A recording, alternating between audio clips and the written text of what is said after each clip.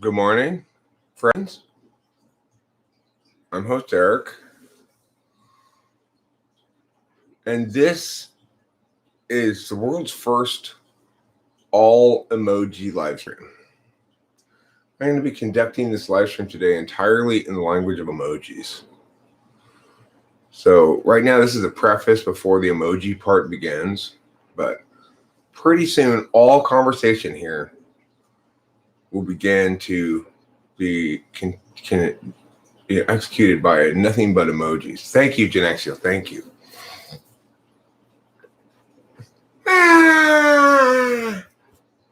Laughing while crying guy. Confused guy. Smiley. See, I'm just being jokey. I didn't mean to insult you. I actually am rather fond of emojis. I used to have nothing but contempt for them. Just think like, why do people use these stupid things? Well, we have words, for God's sakes. But I've come to respect the value of the emoji. Like, there's a lot of times where you need to put a smiley or a winky in something to make sure that the other person doesn't misread your wry comment as an insult, you know? So I think that's kind of important. But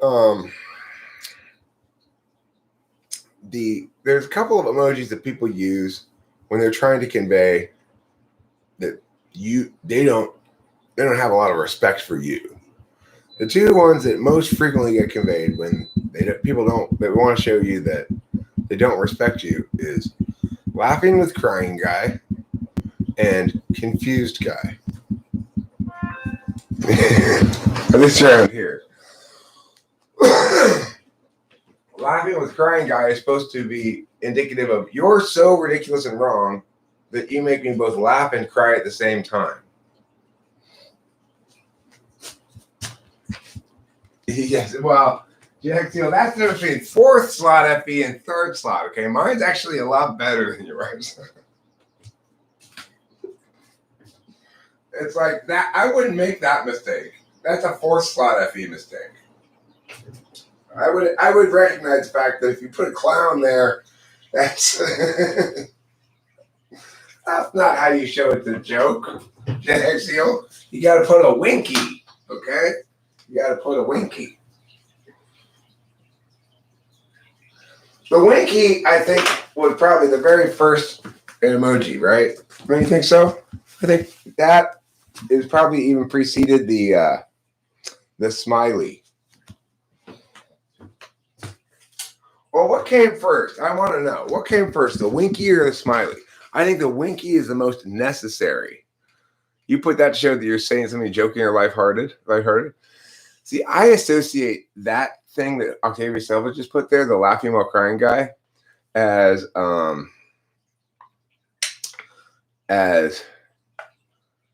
you just don't get it, Eric. That's where I mostly receive it. Okay, I can't believe this idiot's saying this thing. I'm crying because it's so dumb, but I'm laughing because it's so dumb at the same time. That's how I mostly get it. Now, I don't know if when you put it, I don't assume you're doing that to me. But like anytime somebody disagrees with me and they put that, that's what they're trying to convey.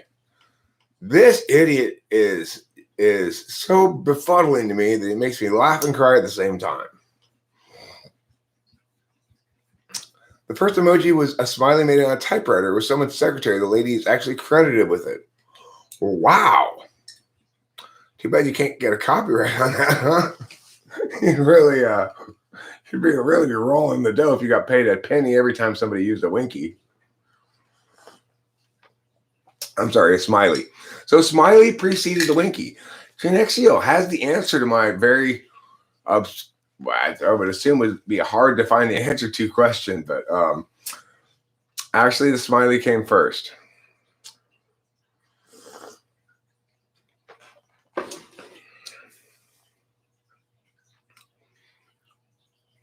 You used to cross your fingers to the room of the least clowns.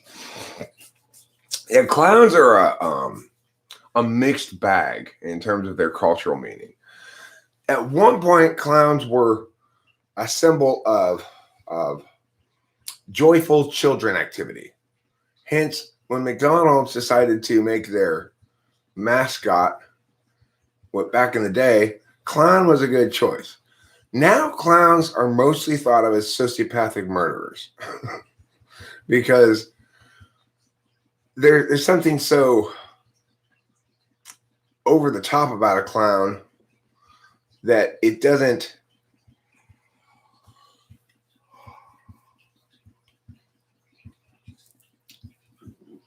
it doesn't really work with the modern milieu. So back in the olden days,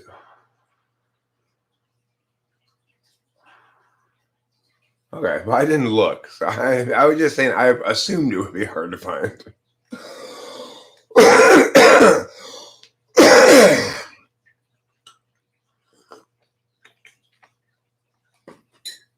Like, in the Middle Ages, when actors would put on a play, at the end of the play, they'd come back out of character to reveal that they weren't under some sort of spell or something. That this was just acting, it wasn't magic. And of course, we've evolved beyond that. Like we don't need to tell an audience, remember, these are just actors and this is just a story. Don't be concerned that some devil magic is involved. Similarly, back in the day, you used to be able to make people laugh with clown stuff. But that's just because they had very little access to good humor. And so it's like, well, I guess we look at that guy in a funny wig fall down. That would be, I guess, hilarious. I know what would be funny is if somebody put on a shit ton of makeup and a funny wig and pretended to throw a bucket of water at me, but it was really just confetti. That would make me just cackle in hilarity. No, I'm saying they were funny until recently. I'm just saying that the bar for funny has gone way up. People used to be unsophisticated such that clowns could make them laugh.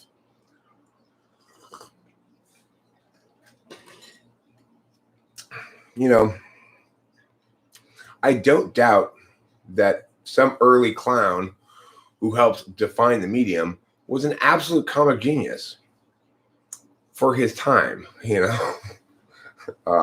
but comedy evolves very quickly. Unlike, kind of unlike music.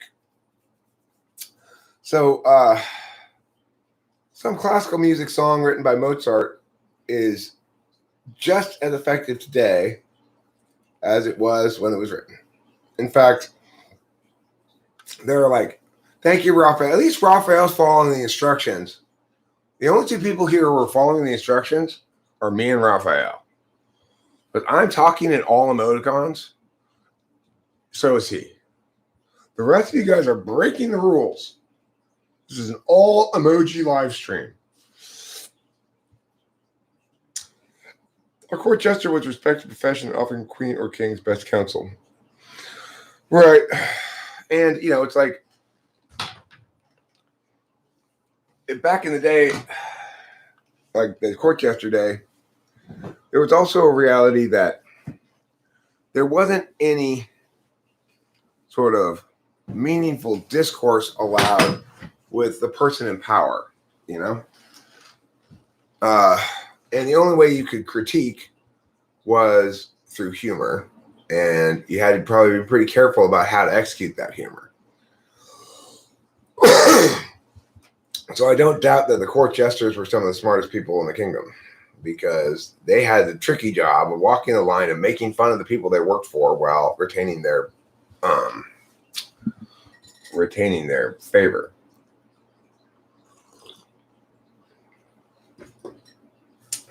Okay, Sky Gear, there's something wrong with your eyes. I'm not speaking in words right now. I'm speaking in symbols. If you're hearing words, your eyes are automatically converting my symbols into words. So that's your bad, Sky Gear. That's all on you. You need a emoticon seeing dog. You're emoticon blind. I'd like to raise, breed, and sell a variety of dog that helps the emoticon blind see emoticons. Are they emoticons or are they emojis? Or are they both? Is it just either one interchangeable, or is there any difference between the two words? I use them interchangeably. But there may be some subtle difference that I'm not aware of. Anybody know? Is emoticon and emoji exactly the same thing? Emoji polar. Yeah, if you're emoji polar, you need a seeing eye emoji dog. That way, when you're reading an email, I can't believe he's that's insulting to me. The dog barks. Bark, bark. Oh, you mean he should have put a winky? Okay, good.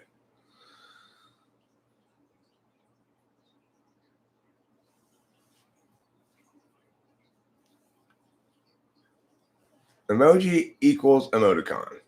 Okay, cool. They're the same. They just mean the same exact thing, huh? I guess we just couldn't settle on which word to use or what. 21 emoji combinations when words won't work. Kiss my ass. That's the first one. Not the brightest bulb. Go to hell. I'm between a rock and a hard place. Did you say something? Was that the wind? Who would interpret that as that? Nobody would interpret these 4 pictures as meaning, did you say something? Was that the wind? Your head's in the clouds. You're in the doghouse. That was cold. You're in deep shit. No time for bullshit. I do like don't bite the hand that feeds you. That one is like, do you guys remember the episode of Happy Days where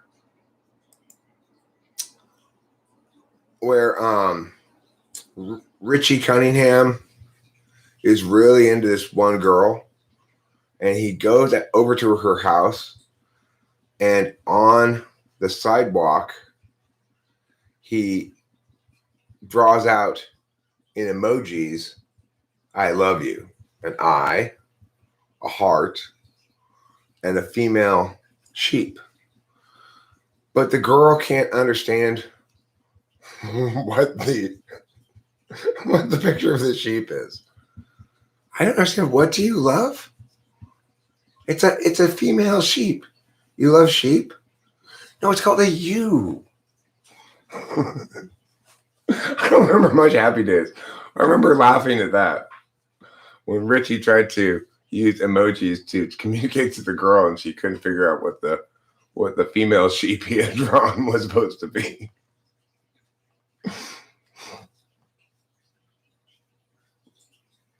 Oh, actually, there is a difference. Emojis have the actual picture. Emoticons are made with text. So the thing is, a lot of things convert your text emoticons into emojis automatically. But so maybe that's why we tend to think of them as being the same nowadays. But that's a great distinction. Thank you for clarifying that, Octavia. Anyway, if you're trying to communicate to a girl that you love her, learn from Richie's mistake. It's really difficult to draw a female you. I mean, they're all female, the U's, but really difficult to draw a U, an EWE, that people will recognize as meaning YOU.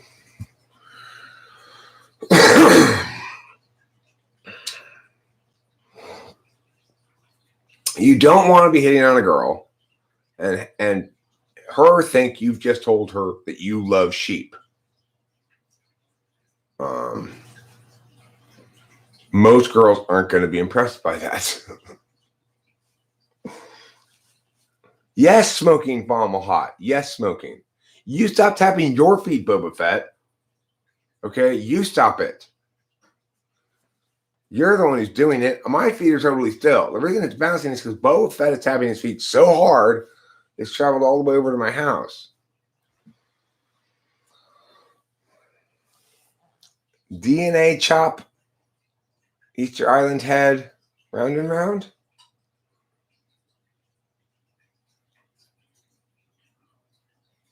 I don't know what that means. You remember the episode though? Yeah, I remember it too. The funny thing is, I remember moments from things that made me laugh a lot from early childhood. Like one of my very clear memories is, that's not true, Boba Fett. I tap my feet a lot more when I'm not on amphetamines. I really do.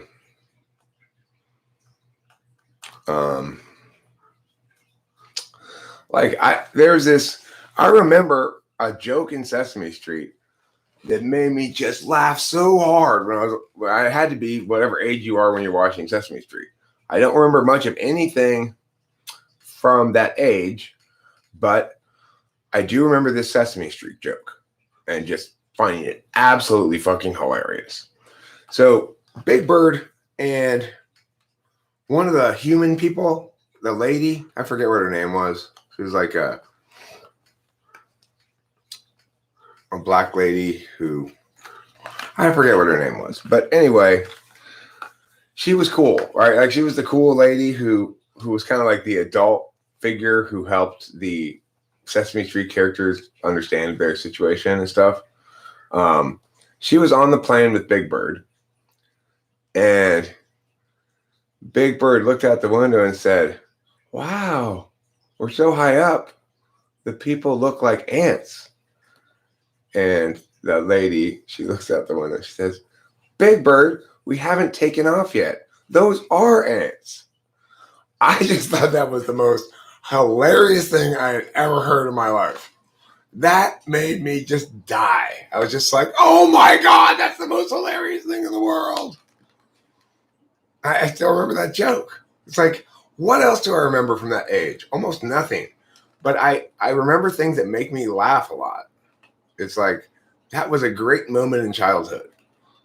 I was just like, oh, the world is beautiful and wonderful. If wonderful jokes like that can exist, it makes me happy still. It's a pretty good joke, right? For Sesame Street, it's a pretty damn good joke.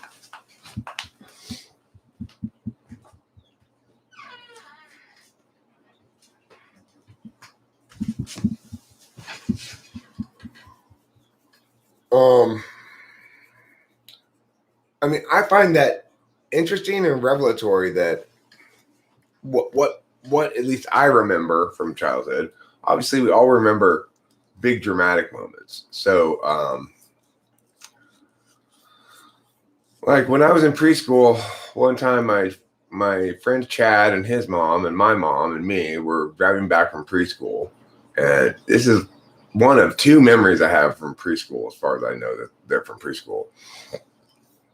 And it was around Christmas time, and I was singing a Christmas song, and then he started singing a different Christmas song. So I started singing my Christmas song louder, and he started singing his louder, and we had this rock that we collected at the beach at some point that was sitting in the back of the VW bus, and I picked it up and smashed him over the head with this. I was like 3 years old, and he had to go to the hospital and get stitches. And I remember that. It was, well, hey, I'm singing. You shut the fuck up.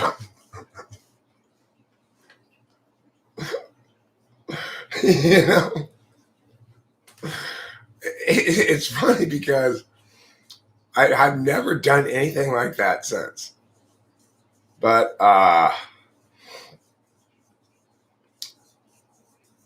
ENTPs are edgelords. See, I don't think of myself as edgelordy at all. Selfish epi third. Yeah. Well, I got in trouble for sure. I got a big lecture of how you can't bash people over the head with rocks. I'm singing, Octavio, okay? I'm singing. I didn't like that Christmas song that he was singing. It was the wrong Christmas song. Can't find the Big Bird joke? I mean, it is a pretty obscure reference. I'm really happy that you remember the Happy Days reference.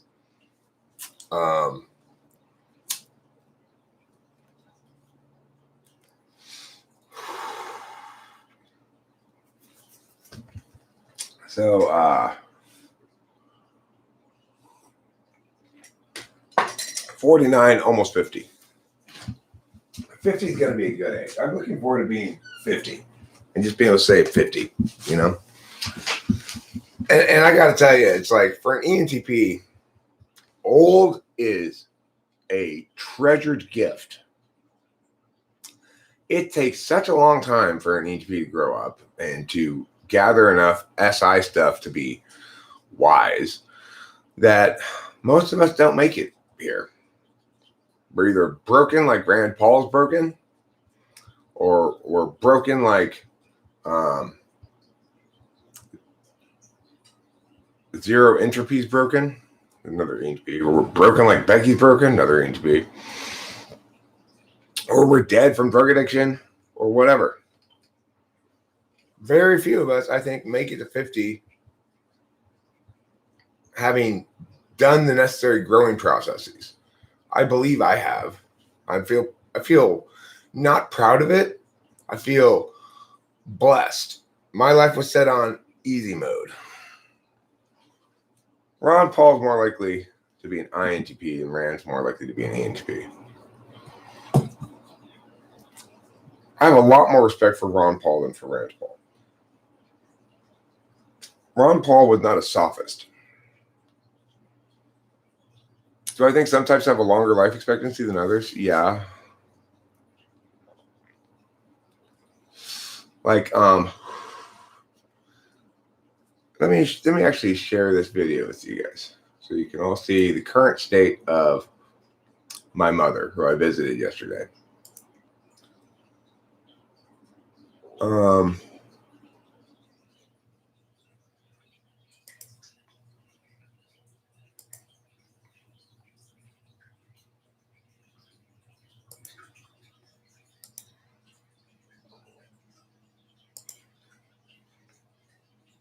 All right, so here's a current picture of my mom with dementia, talking and stuff, or interacting with me and Rachel a little bit. It's about a minute long. So you look at this woman here. She's an ISFJ. Her hair is still half black. She still has all her own teeth. She's never been hospitalized except to give birth to me. And as far as I know, she's never been put under. Like, the only kind of shit she's had to have done to her are like occasional bit of maybe a cavity fill, which almost never even that. Her teeth are like God teeth.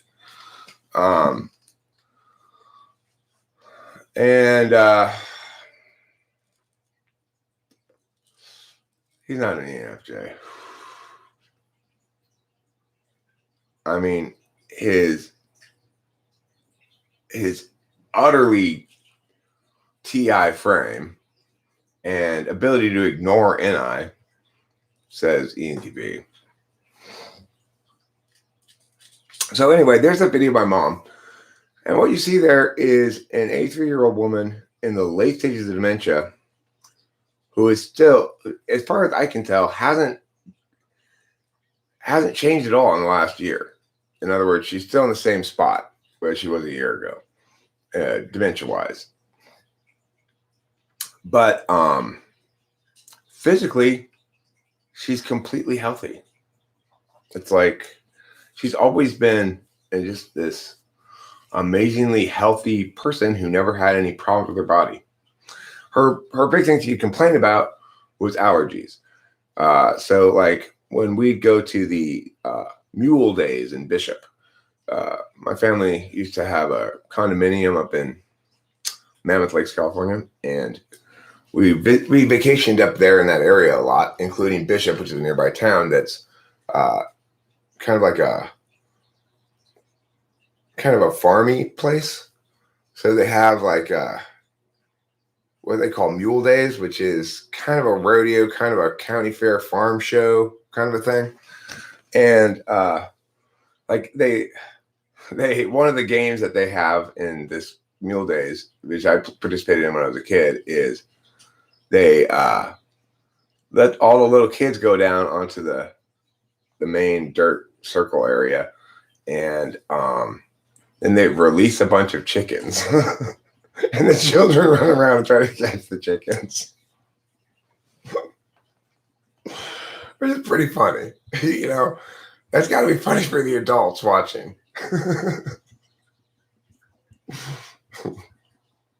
All these children running around trying to catch these chickens. All these chickens going, rah, rah, rah, rah, rah. It's pretty funny. Anyway, my mom always had to take antihistamines before we went to that thing. And she complained about how horse dander, especially, made her get very allergenic. So she was very allergic to horses. She was also allergic to cats, but you don't hear people being especially allergic to horses usually. But my mom was especially allergic to horses and mules and donkeys and stuff. I don't know why, but like when we went, I remember we took a couple of horseback riding outings in Mammoth because it's very picturesque up there, and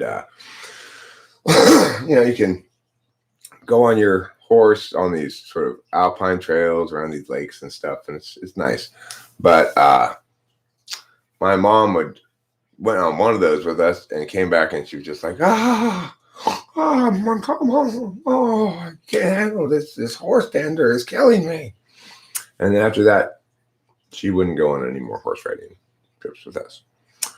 Mom did a lot of, no, you guys go do that. I'm going to just stay right here. I'm enjoying my coffee and my book, and it's all I want to do. So like Dad and I did a lot of stuff in Mammoth. Mom did a lot of chilling around the condo,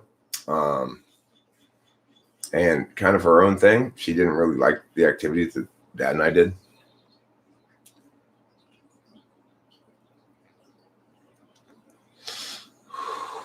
That's one difference between INFJ and ISFJ. INFJ always wants to be included in every outing. Like, it doesn't matter whether I'm just running some dumb little errand. Rachel always wants to go. Whereas ISFJs, they very much are hesitant about being included. Like, I'm not sure I want to leave the house. I want to know for sure where we're going and what we're doing and everything.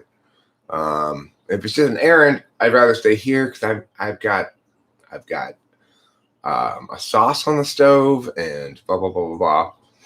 I don't know who Rick Beto is. Marty Glenn. It's sad. He's obviously experienced a lot of trauma, and he's also an ESFP. That's tragedy in a nutshell, Can you imagine experiencing trauma, but having no functional way of processing meanings? It's a tragedy, The only way to get past trauma is through meaning management, and ESFPs are incapable of it. So, Marty Glenn will still be trying to figure it out till the day he dies, to no avail. And all his efforts will end up being completely ill-advised farces, as per his YouTube channels on INFJ. But I don't do this to condemn the man. I lament the state of the world that creates people with that much additional weight they have to carry through life. Parents have an incredibly huge responsibility to love the shit out of their parents. Oh, that guy. I've seen one or two of his videos. The thing is, Desert INTJ,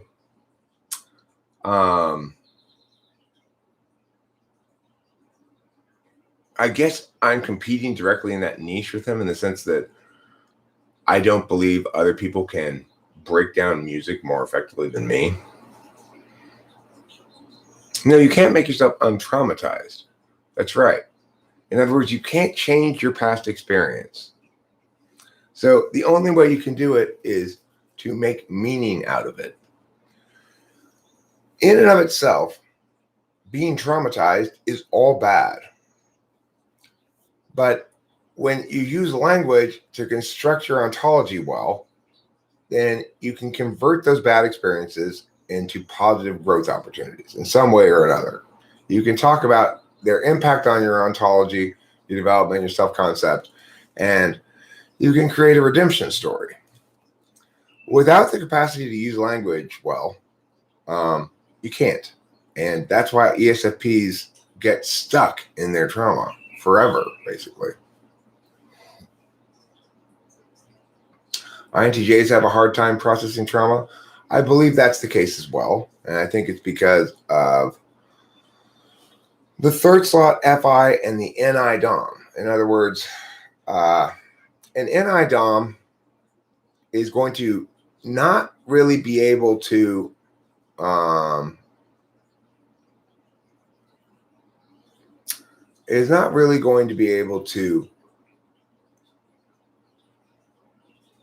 like my approach is, oh, that's the NI truth.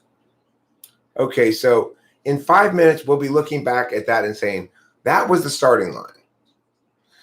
If you're an NI Dom, oh, that's the NI truth. Well, I'm not, NEing then will ultimately be fruitless because the NI truth is the NI truth. You think it's partly because FE heals you? I mean, I don't know, having not really experienced a lot of trauma from personal experience, how one overcomes it or how one renders it into something less toxic in one's ontology. But I do know that all instances or depictions of people overcoming trauma involve storytelling. Extroverted intuition is how you take your experiences and make them into what you want them to be, rather than what they are. So now sometimes that doesn't work at all. Like with Kimberly, I spent 2.5 years telling all the right stories, and it didn't do a fuck shit worth of good. Not one bit of good did it do. So, but of course I was going up against an SI Dom. She was equally powerful at clinging to her own experience as I was at telling new stories off of it.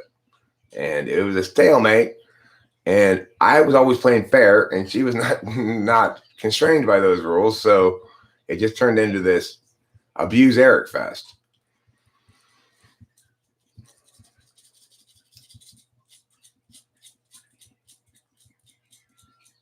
I've processed quite a bit of trauma, and yet I persevere. I expect most INTJs do so also. Well, here's the thing with FI. The more FI is an absolute value and conscious for you,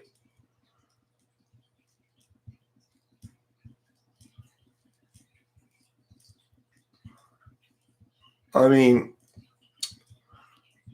I don't personally feel Updim Plates 48. The tattoo I got at 18 matured me at all.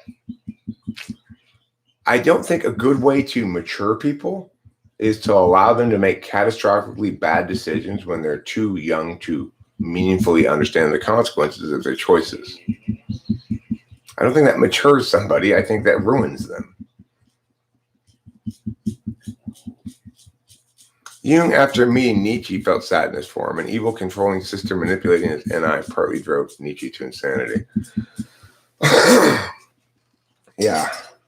The thing is, you got to remember that people with FI in the 1 or 3 especially, they accrue weight over the course of their life. And I'm okay with using that word this time. FI is like a giant rock. And whatever temperature it is, gets there slowly and cools down slowly again. So the thing is, bad experiences are like a giant cold boulder thrown into your ontology for an FI 1 or 3 person. And takes a long time for that negativity to lose its heat or coldness or whatever, to warm back up. And so even if it's a wholly positive experience, it's still a big boulder, and it creates a bunch of attachment to that individual that you care so much about. So as a consequence, by the time an FI 1 or 3 person is, say, 80 years old, they're not thinking, okay, I need another 100 years because I'm not nearly done. They're thinking, okay, life's getting very heavy at this point. I've got a lot of boulders that I'm carrying around, good and bad. And I'm stuck with my relationship with everything as an important frame. So when my relationship with something goes bad, it affects me a great deal. That's FI 1 or 3. When I experience trauma, as I have on a couple of occasions, the traumas that I would call really traumatic are 2 that I would note. One was when I got surprise fired by a conniving boss who was scheming behind the scenes to breach contract, falsely accuse me of shit, and get me fired. That was one time I felt traumatized. And it manifests as anger and a desire to get her in some way. Totally legally and morally, but like I knew I wasn't going to do anything illegal or immoral, but I wanted to shame her very badly. And I did manage to successfully get a lot of shaming done. So I wanted to tell her whole story. I wanted to reveal all of her secrets. And I did. And I had the most eminently satisfying debate win ever. In the first tournament after I got fired was an elementary school tournament that had private registration, which means you couldn't see, as a coach of school A, you couldn't see any entries into the tournament except your own. That's not standard operating procedure, but for elementary school tournaments in our elementary league, it is. So she had all of my badass public forum elementary teams that I had built up into a juggernaut, and was going to just dominate elementary PF forever, basically, with the program I had set up. She had like 5 or 6 good elementary 5th grade PF teams in this squad that I had built up into a juggernaut. She replaced me with this scrub. In 2 months, I found 2 elementary school kids, never done debate, coached them intensively for 2 months, registered for that tournament. She had no idea I was going to show up. I showed up with my 2 kids and my new assistant coach and beat all of my old teams. In each round, I faced like the 3rd best of my old team, the 2nd best of my old teams, and the 1st best of my old teams. And my new team beat them all. And all my old teams had gotten worse in the time that I had left.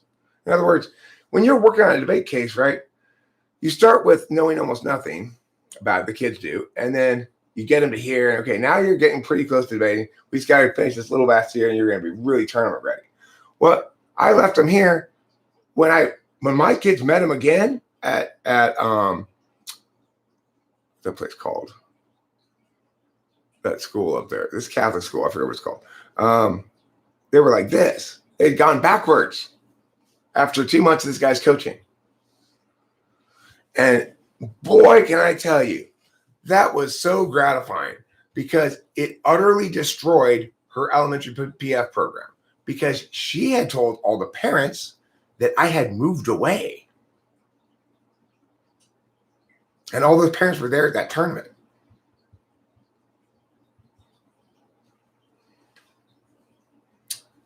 Oh, no, I didn't fire him. He moved away abruptly. I didn't breach contract, falsely accuse him of shit and fire him. He just moved away.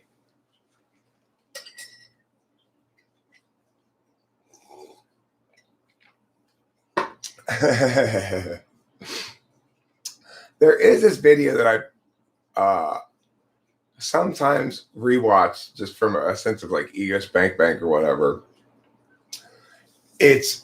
I'm at the Fullerton tournament like 3 days after that elementary tournament. Elementary tournaments are on weekday afternoons, whereas regular tournaments, every other tournaments are on the weekends. So, after my elementary kids had won that tournament, well, by the time I at that point I had a group of middle schoolers too that I started working with. So I got my 2 elementary kids, but before they actually did their tournament, I'd also started working with some middle school kids, and I had them competing at Fullerton. So there's this video of me sitting in my car at Fullerton like 3 days after I won that elementary tournament. And I am so happy. At the end of it, I'm just like, how you like me now, motherfucker? I was just like pumped. I felt in that video, I felt just like the guy who played for the Jets. And when they won that playoff game and he gets interviewed, so what do you think about the next game? Says the interviewer or whatever. He's just like, can't wait. That's how I felt in that moment, Oh, I didn't quit. I got fired. That was years ago. Since I got fired from that job, I started my own debate school, was quite successful with it, and now that's over too. So that was a while ago. I got my vindication. Not only did I win that tournament, but then like a year later at middle school nationals in Salt Lake City, 2 years later, she had at that point realized she couldn't just hire a scrub. And unfortunately, I had told her when she fired me, you're making a huge mistake. The only way you're going to keep this program running at any kind of close to the same level as it currently is if you go out and get my former assistant coach, Scott Wheeler, who's currently head coach of Peninsula. So good luck with that. Well, she fucking dug deep in her pockets and paid him basically my full salary for 20 hours a week. Just because she determined that these scrubs that she was getting in, that in fact, coaches were not like every other employee that she was familiar with. They are not replaceable. If you have a good coach, you can only replace them with as good a coach. And good coaches are statistically rare because good coaches win almost most of the time. And that means everybody else loses most of the time, So, yeah, she did go get Scott Wheeler. And at nationals at Utah in quarterfinals, it was Scott Wheeler's policy team versus my policy team. And that was a big fucking kudos with Scott Wheeler, his policy team. And remember, this is the coach that had the high school national champion in policy debate 2 years running, a couple years ago, and may have had 3. I haven't kept up since then, but at least 2 years running. That's in the nation at high school. So you're talking about, the best policy team out of hundreds of thousands of policy teams across the country. My policy team beat his policy team in quarterfinals at nationals in Salt Lake City. That was another incredibly satisfying win. Although that one was frustrating because it was the last round of the day and they didn't announce the results until the next day, until the next morning. So we're sitting there and like, okay, are Connie and Edmund going to debate in semifinals or not? We don't know yet.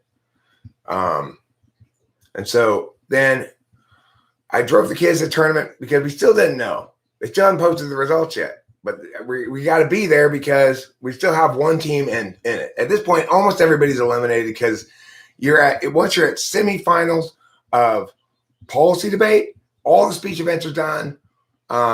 And you just have semis and finals of LD and policy, and maybe quarters, semis, and finals of PF. Those are the only things you have left. So you've got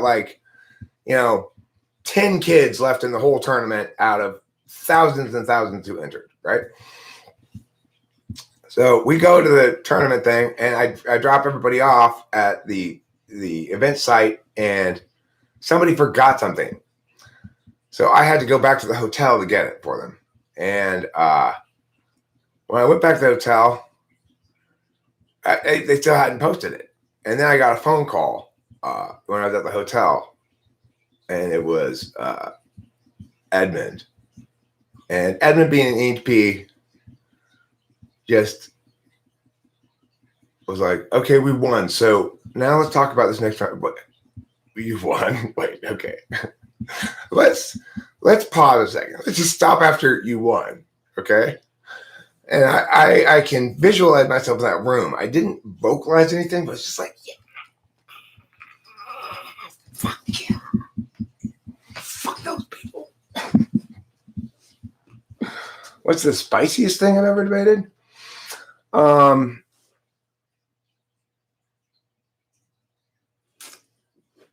What was the debate subject on?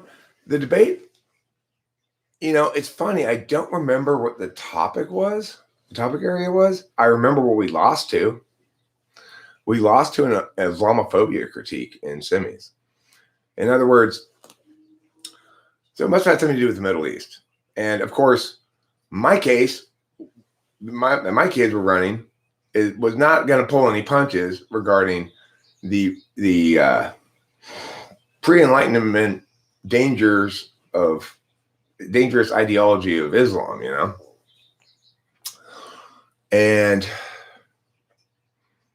but what I didn't have them prepped for, because it wasn't a major part of the case, right? It was just sort of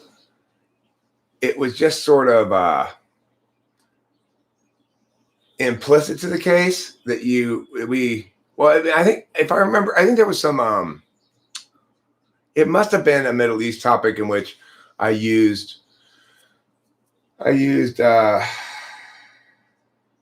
Tocqueville's Habits of Democracy. See, I had this argument that I like to use when Middle East topics, which is a totally bullshit argument. By the way, just let me clarify that right away. Which is, look, people in the Middle East, if we want them to attain healthy democracy, there are certain stages that you have to go through according to this political philosopher, de Tocqueville. And that means a mature democracy that's allowed to grow and mature on its own goes through a series of stages which include clan or small group autonomy in an area, each small group autonomous in an area, and goes to city states. And then it has a list of things, right? So my argument was basically, whatever we do is not going to work, because the thing we have to do is to pull out and let them naturally grow into democracies. In other words, we need to let them kill their way to democracy.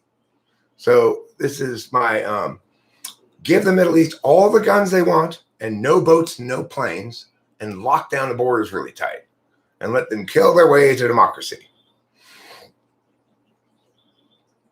Um,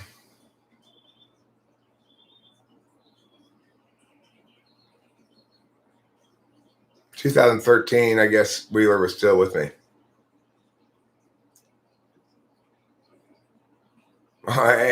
Olive Children Foundation is Stephen Brooks. Winston's mom doesn't have Brooks after his name, but if I'm not mistaken, that's the year that Brooks fucking cleaned up. There was 1 year when Kudos got out Kudos by another California team, and it was Stephen Brooks's team from Northern California. The thing is, he didn't sustain that powerhouse state for more than 1 year, and the reason is because his rampant cocaine habit caught up with him at the end of the year, and he had to chill out. And then the next year wasn't nearly as good because he wasn't all coked up. Funny little debate community story there. Jaron TS had a good question, I think Eric addressed the other day. It's TE because NE and SE are more aggressive for reason X. Help us out. What's the context here? I'm missing some context, I think.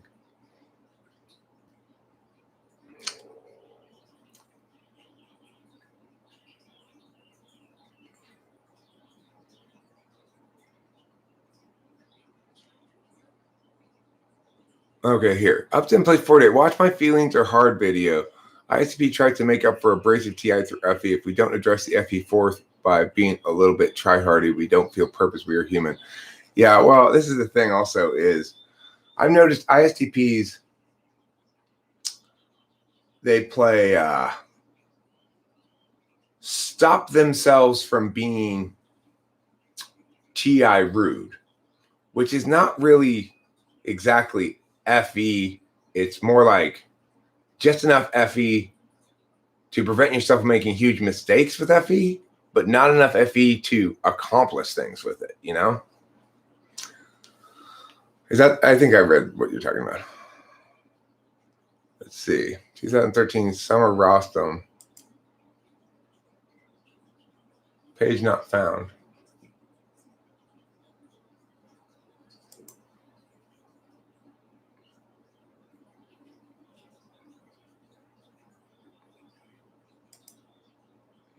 Page not found.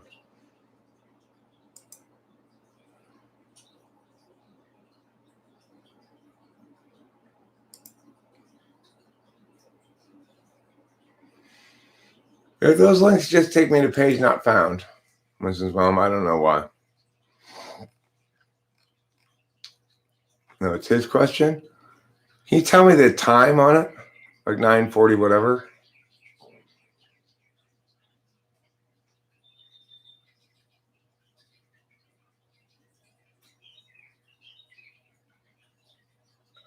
Oh, are we talking about the age of majority question?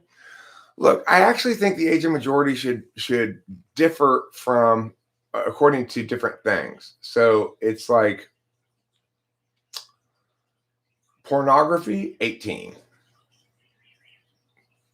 Cigarettes and alcohol, 21, and gambling, 21. But there are other things that should be treated like car rentals. You know, life-changing elective surgery, 25. Run for president, you got to be 30. You know, or maybe it's 35.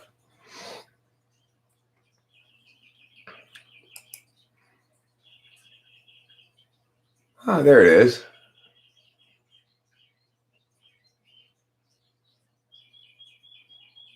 Birmingham 13 Circle of Champions. Oh, these are pictures. I see these are stills. I thought it was going to be a video.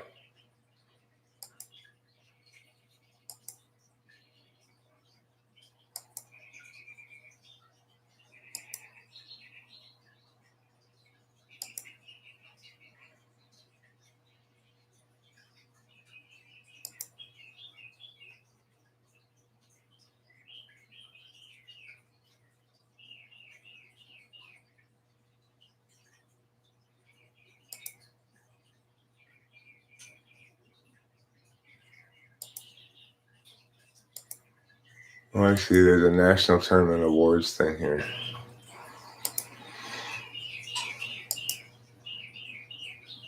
This was Birmingham?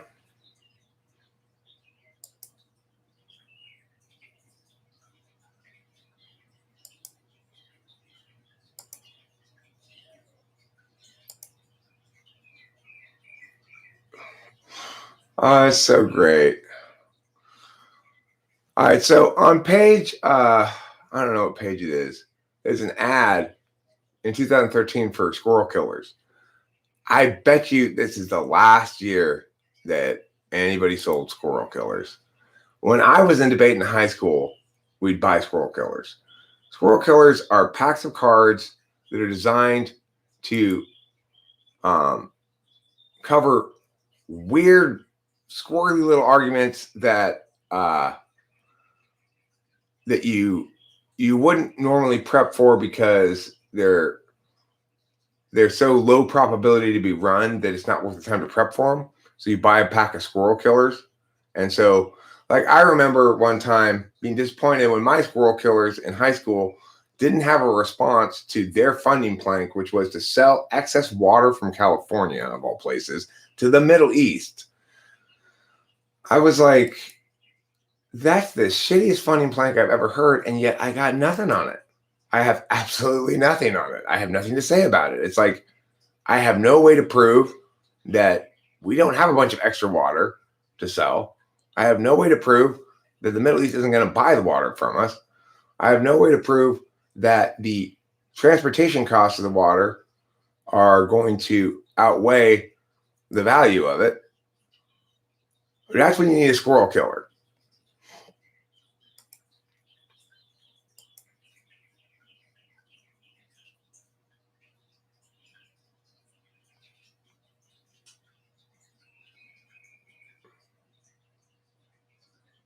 Let me see if any of my kids are in this picture of the kids with their trophies. 2013.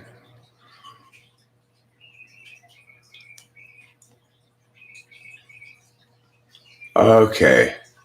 So, you know what 2013 was? Almost for sure. It was a year when I was coaching both Rebay and Kudos. So, in order to avoid conflict of interest things, Wheeler was put down as the head coach of Kudos at that time.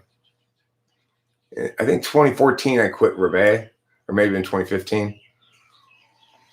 I don't see any of my kids or Kudos kids in that picture. So 2013 Birmingham. Maybe it was a bad year for us. I don't know. I'm surprised we didn't win anything. I mean, granted, it is difficult to get first place in any event at nationals because even if you're really fucking great, it's so easy to end up with second place, you know?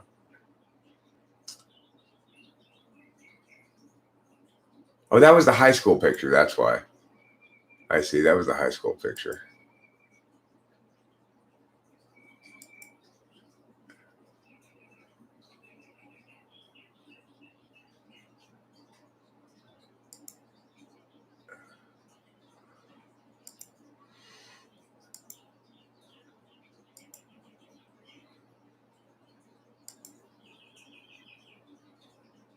Yeah, so these are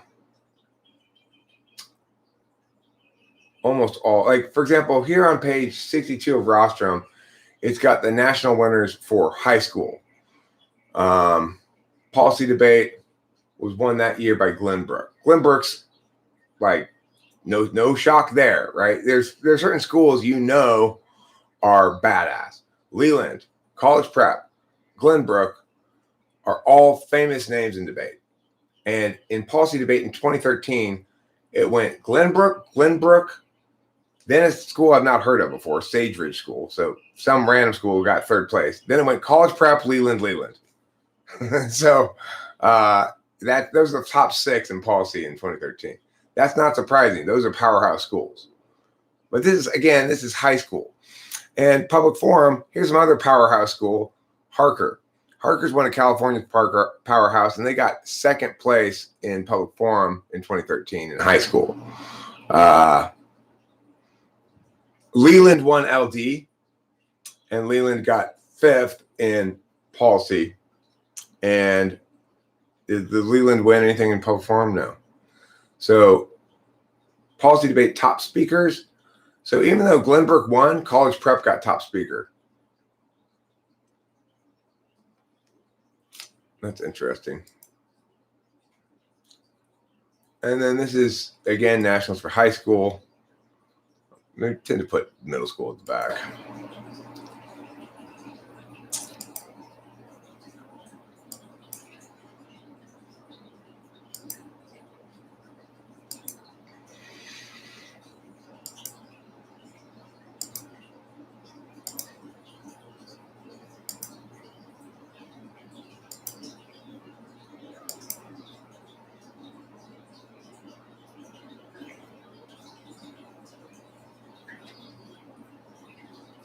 Actually, 2013 was the last year I had Wheeler, because 2014 was Overland Park, Kansas, and I had a Freeman at that point. So where is the middle school one? It's like almost all about high school, right? And then we have a little bit of middle school stuff at the end.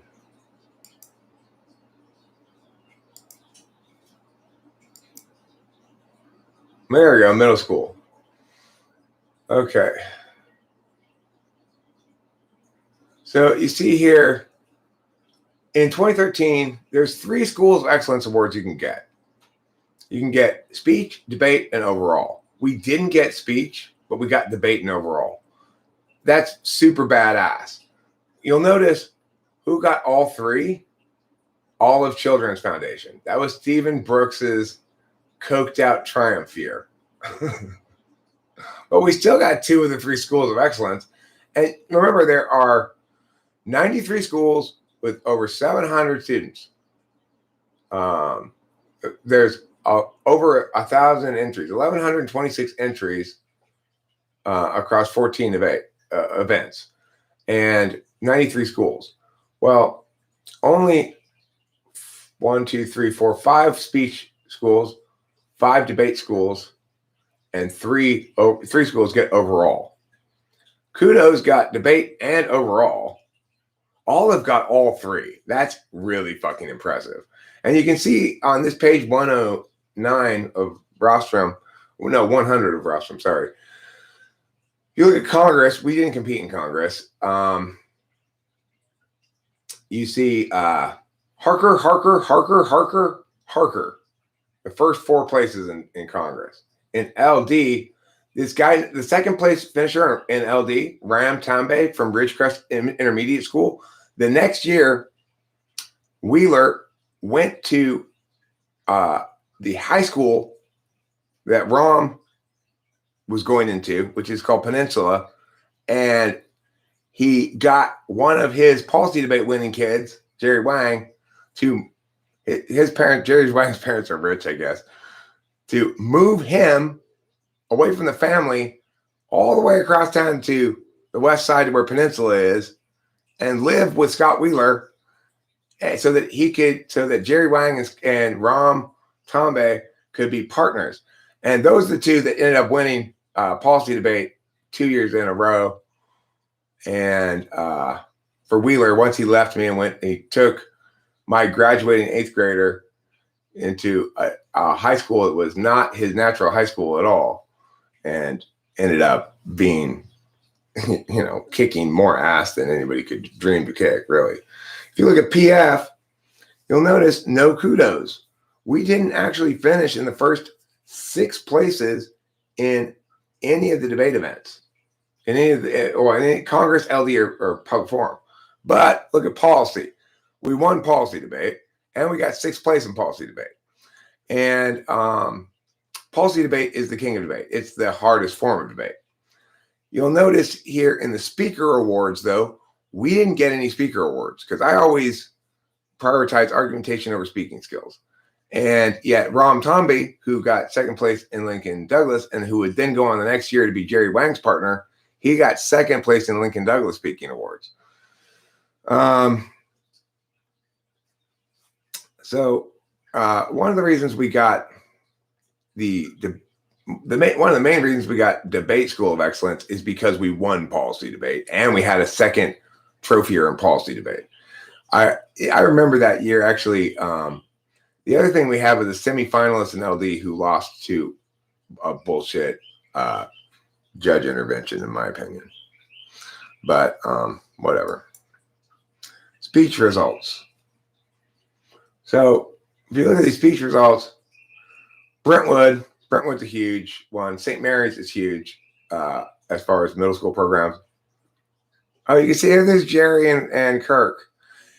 Page 103 of this rostrum, you'll see a picture of Jerry and Kirk in the front. I'll show you.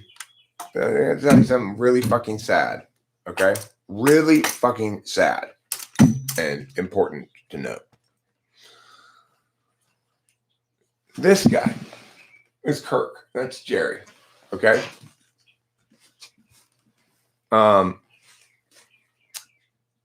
So Jerry and Kirk were going to go be policy debate partners at Arcadia High School because they're both in Arcadia School District. Except the Arcadia High School coach left her, whether or not you make the team decisions, up to her captains. And she had a speech team, basically. And Kirk, the national champion of policy debate in 8th grade, did not make her team. That's when Jerry went and moved to Peninsula to go debate with Wheeler and Rom. Kirk, meanwhile, struggled to be able to debate at all at Arcadia High School, which prioritized speech events and has, from what I can tell, an NFP head coach. I lambasted and scathed her beyond all dispute for her evil deeds. But regardless, that's what happened. Guess what happened about a year ago when he was like, I don't know, 20, 21 or something.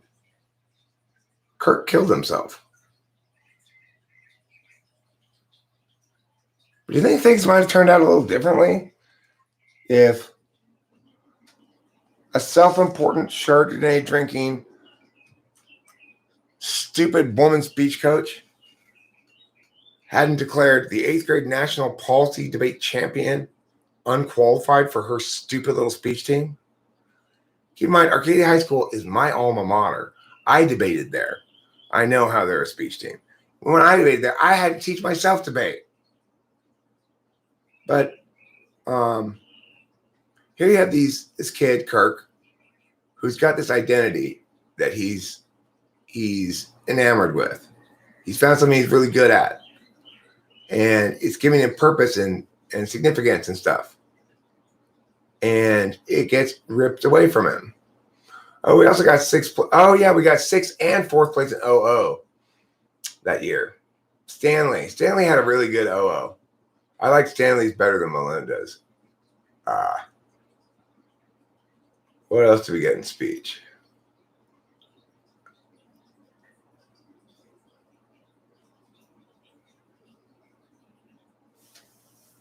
Yeah, not much. We squeaked out 2 School of Excellence awards, though, which was fantastic. That's what my boss was always looking for. She wanted those because those are the hardest. She wanted those and national champions. Those are the hardest to get. So, yeah, Kirk killed himself. Do you think that it's important that teachers take their job seriously? Yeah, I think it is. It's like somehow that woman didn't think about the human being she was dealing with. A human being who started off being rather socially awkward, rather stuttery, and through several years of training under my tutelage and Scott Wheeler's tutelage, grew into the national champion. And then some self-satisfied, tenured, Chardonnay drinking NFP woman doesn't think that's important. Now, I'm not saying that event caused, no. He killed himself like 5 or 6 years later. Okay. What I'm saying is that was a crossroads point, right? His life was going pew, when he was with me as a coach. And he was going to do the natural thing. Me and my star basketball playing buddy are both going to this school here. We're both well known as, nationally known as top-notch prospects. And the coach goes, well, I don't make the decisions on who plays for my team. So I'll let my kids make that decision. And the kids go, well, we don't like Kirk, so he's not on the team. Why do I tell the story? Because my point is that was a crossroads. I don't know that Kirk would have been fine if things had gone as they had planned and continued debating policy for Arcadia High School and getting coaching from me and Wheeler, which was the plan, right? Because we knew Arcadia High School couldn't coach them adequately. That's fine. I don't expect a speech coach to be able to coach debate. I expect a speech coach to not deny access to the team to the fucking national champion on the grounds that her kids don't like him or he's not good enough according to his kids. Her kids.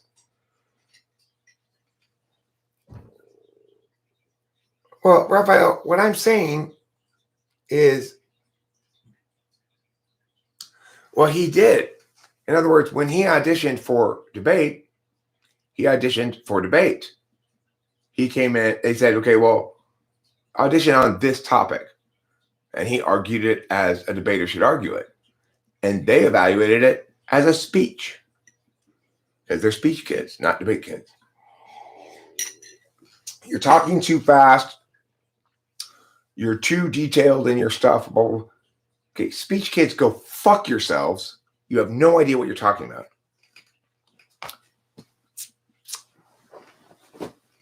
Debate is like rocket science, and speech is like putting on a play about rocket science. Massively fucking different things. He doesn't care anymore, so why do you? Because I favor righteous justice and truth and goodness over wrongness, injustice, and evil? Isn't that reason enough? Why do I have to have some sort of personal interest in it to care?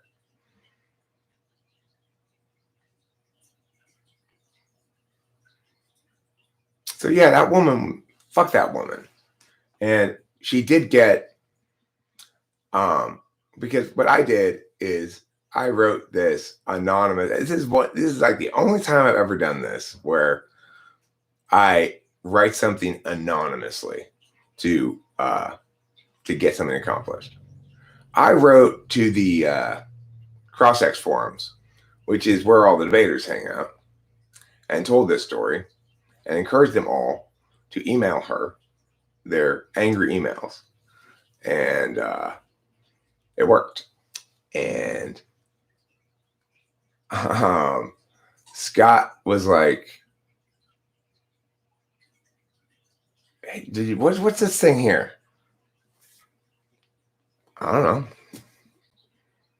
And he came back like a couple days later. Eric, you definitely wrote this. I was like, okay, yeah, I wrote it. But shh.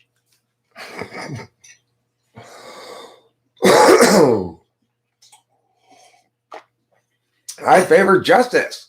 God damn it. At the time, I was lambasting her for not allowing the national champion policy kid to be on her team on the grounds that her speech kid said he wasn't good enough.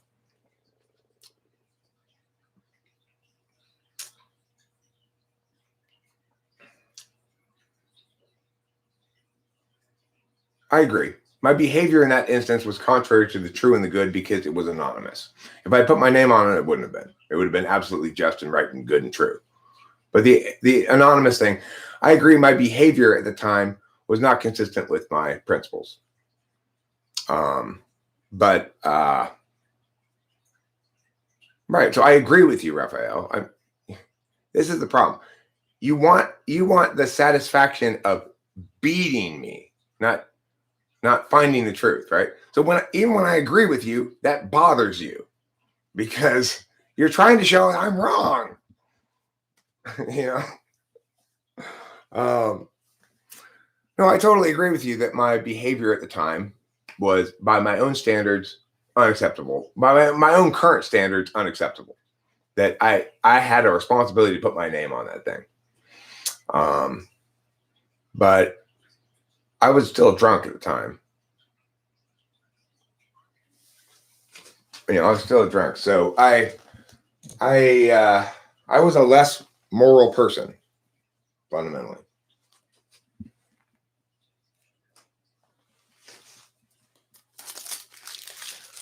I mean, I don't think there's something inherently wrong with other people putting things anonymously. I think it's wrong for me to do things anonymously because I personally feel if I'm going to say a strong opinion about something, then I need to have the moral character to stand behind it with my name. But that's because of the type I am in part. Being an ENTP means I'm responsible to do all my communication in the open. I get that people who aren't as deft with language as I am may not want to subject themselves to that much scrutiny, but I don't have any excuse for that. So I wouldn't say that the question of whether or not to write that anonymously is inherently a moral question. In other words, it's very possible for other people to write it anonymously and it be a moral act. The reason it's not a moral act for me is because it's contrary to my principles and my principles as they're understood by my nature.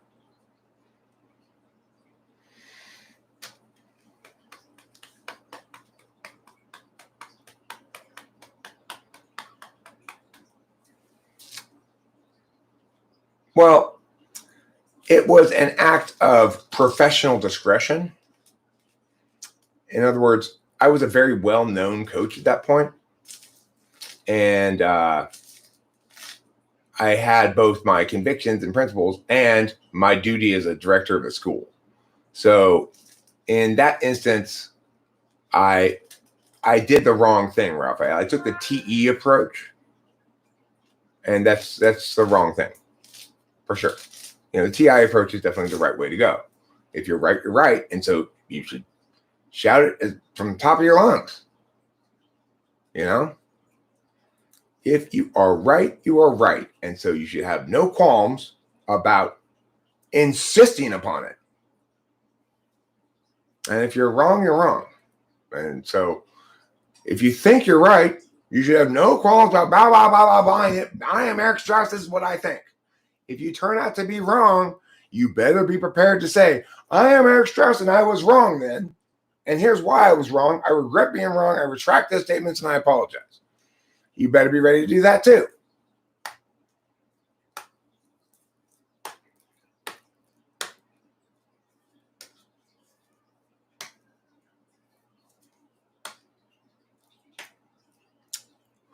Well, because not all details are minute.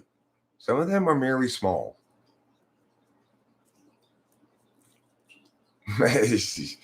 Yeah, write and not send is something I've every once in a while done in my life. But write, send, and regret happens way more often.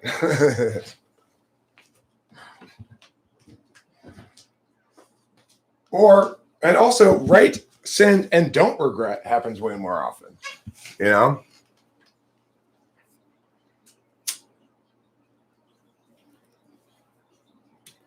By the way, Famalot, I think I went to your website the other day.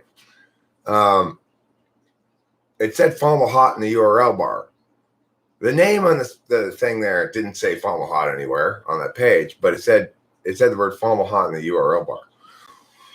So I don't know, but Famalot may be some foreign word for something common or something.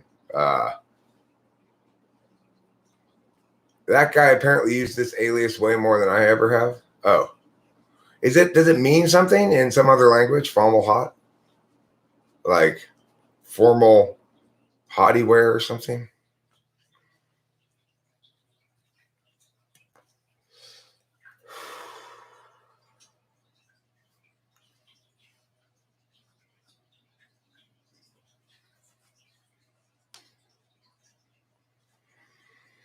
Well, you're trying to point out the fact, because look, here's the thing about details, right?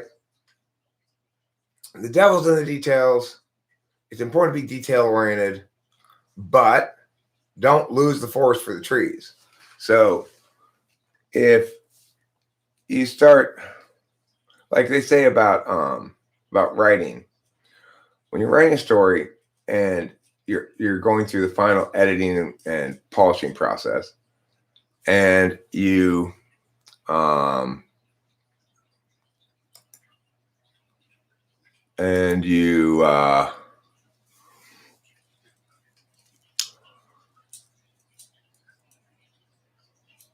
when you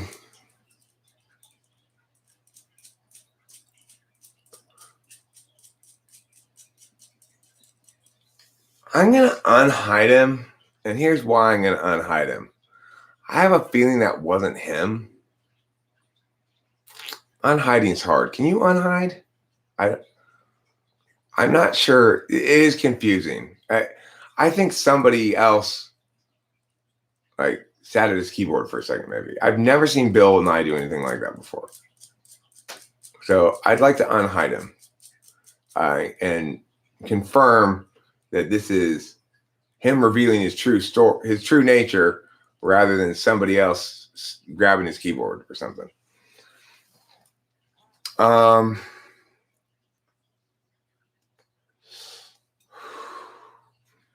well, Bill Nye wrote like Rachel is a bitch, Rachel is a bitch, Rachel is a bitch over and over again, like copy paste, copy paste, copy paste. It's totally out of character for Bill Nye. Well, that might be Leaf Trimmer, but I very highly doubt it. I'm never gonna figure it out, because the reason I'm never gonna figure it out is because I do things properly. I assume you're who you say you are, and if you reveal later on that you're Cloud, I'll say, boy, you sure did put a bunch of effort into lying.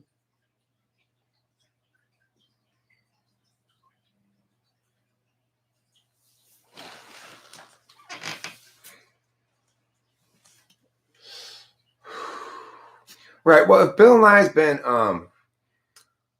laying low, waiting for an opportunity to get me, eventually they do that when they realize they're never going to get me, that I'm actually a decent, reasonable, smart, intelligent, good, just person, that their projection onto me of some evil wrongness or whatever is their own issue, not mine. And so then they give up trying to troll successfully and just vandalize. But I'm not sure if that's the case with Bill Nye or not. Now, I'm going to say, now, Leaf Trimmer, please don't call him an idiot. I don't think it's Leaf Trimmer at all. I actually, Hot, maybe because I feel like I understand who Leaf Trimmer is, I actually trust him a great deal.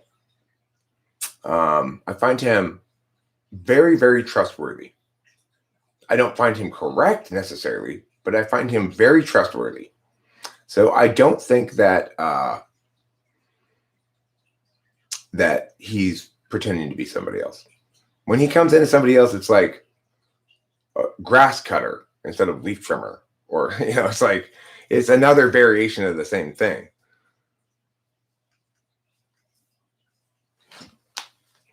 Okay, well, leaf trimmer, I'm going to have to side with Formal Hot there. You have let the dishes pile up a bit. Okay, there's no denying that.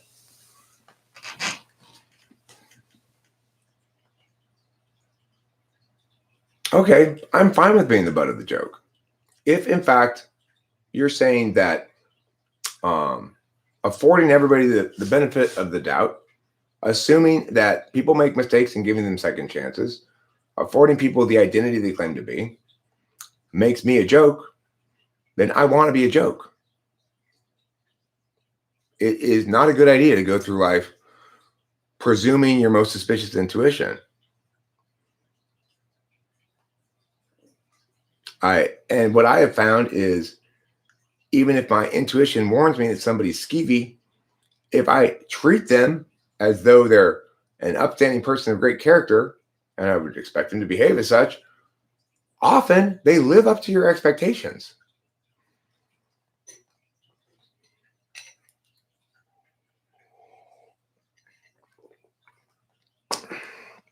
Fluctuation of confidence. Good question. My confidence doesn't fluctuate very much. I go through periods of disinterest, like, okay, that's not fun anymore right now. But my confidence never really wavers. I have my doubts about I have fears and worries and stress about my own follow through. But my confidence never really wavers. It's more like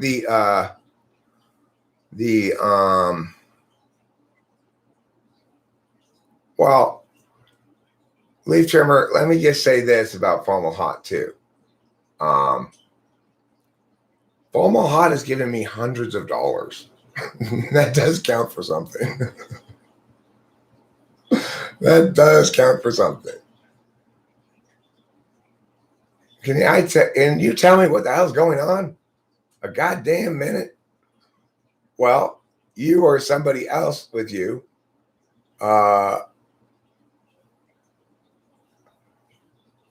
hey Cam, nice to see you.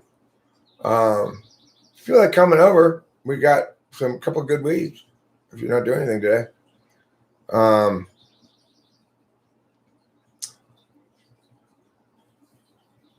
So Bill Nye, what happened is you wrote Rachel's a bitch, Rachel's a bitch, Rachel's a bitch, Rachel's a bitch, Rachel's a bitch, copy and pasted it a bunch of times. That seems very unusual for you.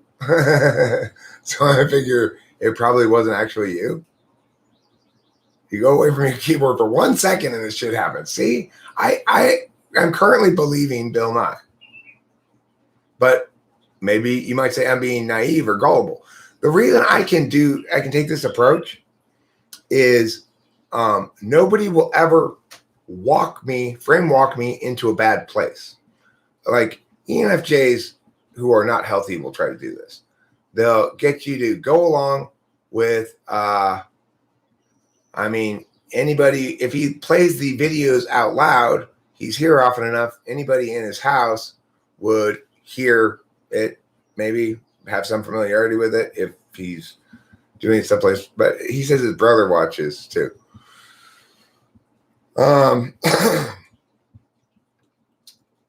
So the thing is, I'm not worried about being fooled. You can fool me.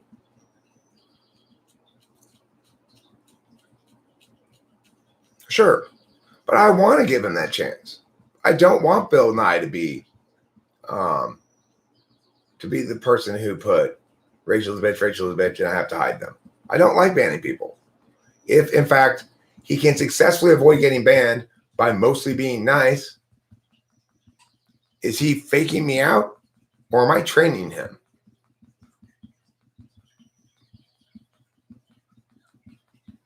Badasses and bitches can only survive in today's world. Everyone should be one. Do you agree, Eric? No, I don't agree with that. In some sense, I have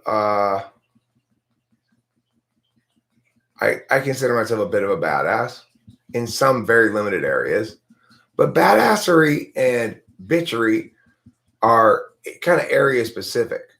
When it comes to watching media, I'm a bit of a little bitch, pretty much everything makes me cry. Oh, you're your things were deleted, Bill Nye, but they just said, Rachel's a bitch, Rachel's a bitch, Rachel's a bitch, Rachel's a bitch, Rachel's a bitch, and then copied and pasted a bunch of times. STPs are taking over the world. I would not, if somebody's going to take over the world besides NTPs, I'm pretty happy with STPs, but I'd probably prefer INTJs and INFJs to take over if it's not going to be the NTPs. At least then they're unlikely to do much. The ENFJ will encourage everybody all the time, and the INFJ will wait for a moment when all the pieces of knowledge can join, such as to indicate a clear course of action. I already rebutted his ridiculous claims, which is, I didn't rebut his ridiculous claims. I don't agree with you, Famo Hot. I've never met anybody more likely than Leaf Trimmer. If you go up to Leaf Trimmer and go like that, hey, Leaf Trimmer goes, is that a fist? Are you trying to punch me? I never met anybody as more like that than Leaf Trimmer. So it absolutely makes sense and is consistent with everything I've ever seen from Leaf Trimmer, that he will hammer this point into the ground until he feels satisfaction. No, you called him out. You're wrong. That's why he's mad about it. And I don't blame him for being mad about that. You called him out. You made a claim you can't possibly substantiate. It's a claim I personally don't believe, just from my intuition about him. Okay, well, fine, but it's still a claim you can't possibly substantiate. Your intuition and my intuition disagree here, but my intuition's not making a claim that requires substantiation. It's saying, let's take things at face value and assume he is who he says he is. Leaf Trimmer has not been trolled. Leaf Trimmer has been battled against many, many times. But I don't think of Leaf Trimmer as somebody who's been trolled. If you're talking about me, I'm sad because I've been trolled so hard. I don't feel like I'm sad. I mean, I don't know where you got the idea that I'm sad. I don't feel like I've ever been beaten by a troll. I mean, like I said, I'm dealing with the people that are the parts of the people that people present to me, as I should. So let's say it turns out this whole time Leaf Trimmer was actually Cloud. I will not feel as though Leaf Trimmer accomplished anything. I'll feel like, oh, good, I did the right thing.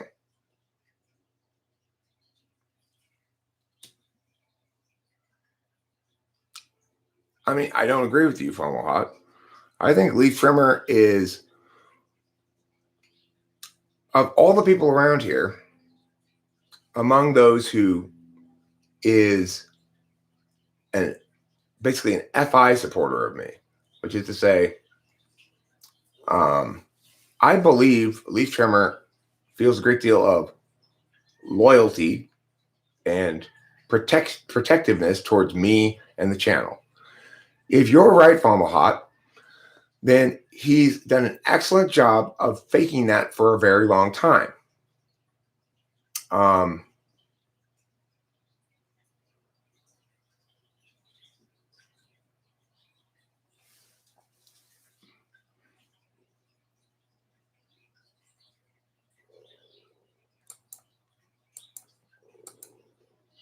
Thank you. That one can be hid. That one can be hid. Okay. Do you have a similar alternative troll problem similar to the river food tax? I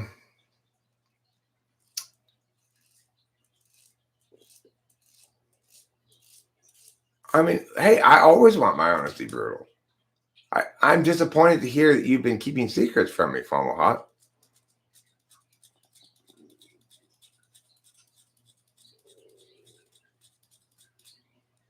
Oh, that's not honesty. Those are predictions.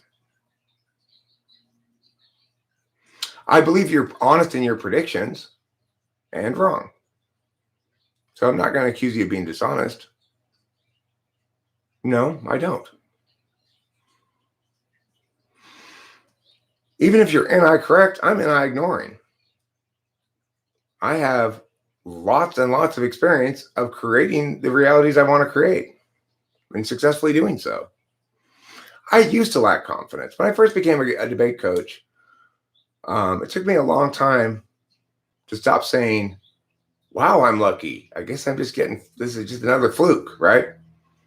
And eventually I came to recognize that, nope, I'm actually a better debate coach than almost every other debate coach in the country.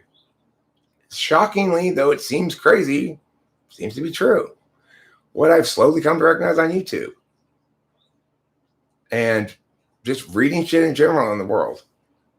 Oh, I actually am the most qualified person to be president, possibly the only qualified person to be president. I don't hear anybody else talking like I'm talking. And you might say, but you should know, Eric, that the presidency is not meritocratic enough to get you elected based on your genuine and an unshakable belief that you are the best qualified person. Well, I mean, I agree historically that's been the case. I plan to change that. Of course, any disruptive technology that changes the paradigm entirely is going to be unpredictable.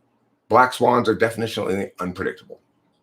So if you are going to extrapolate from your previous experience and knowledge, then the smart conclusion to draw is that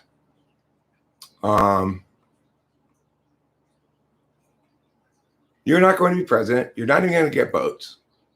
And those two things are smart things to conclude if you're a good thinking person who's extrapolating from what they already know and underweighting the possible black swan element. Okay.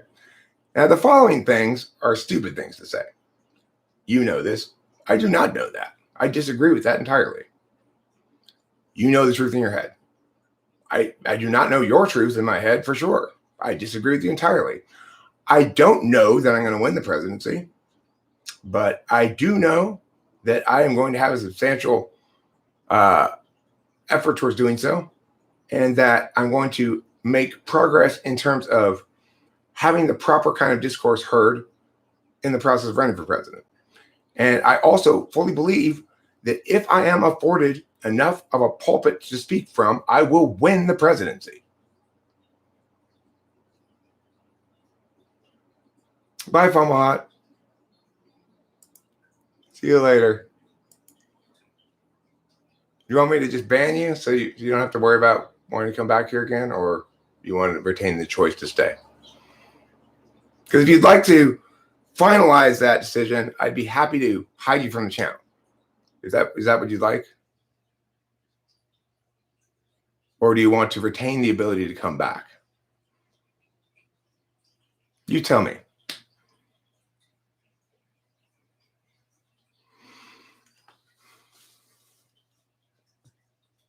Okay, well, whatever. That's your problem, not mine.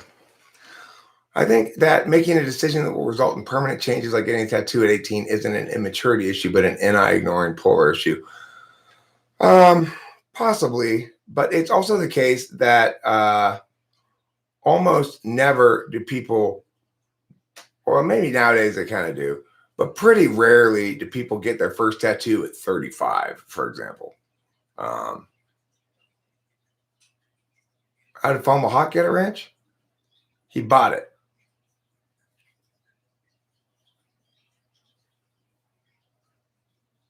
Well, Scott Steiner, I'll tell you what, if you can convince me that you really are, and so far you've been pretty convincing that you're a good thinker, but I'm not opposed to considering taking you on as a vice presidential candidate, but I'm going to be president. I'm not going to be anybody else's vice presidential candidate.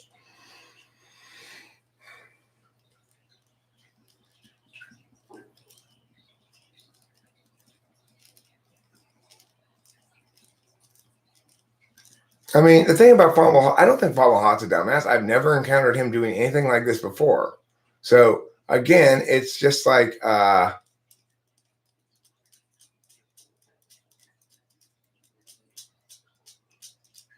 it's just like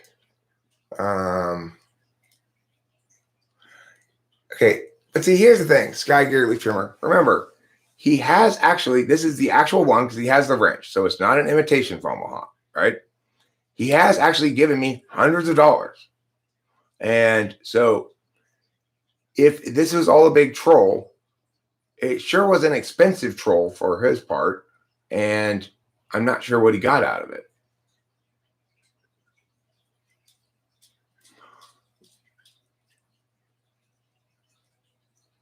I mean, I am very confident, Sean O'Neill, that I can do the job better with the amount of hours I can devote towards it than anybody else. I do believe there are individuals out there who would work harder at being president than me. But I suspect that that would produce worse outcomes. So you should also remember this.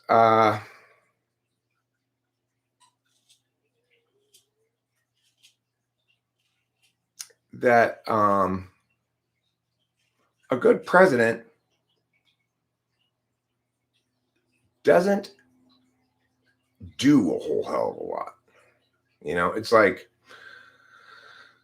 they've got to respond to emerging situations because legislation obviously isn't existent to address emerging situations.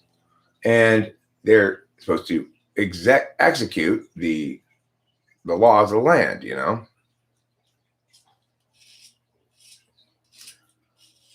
Well, Leaf Trimmer, I appreciate your critiques there, but I don't think those insults at the end must have been things he was keeping at bay. I mean, I do believe he probably had those thoughts plenty of times before about the presidency and stuff. But I'd rather have an ENFP press secretary for sure. But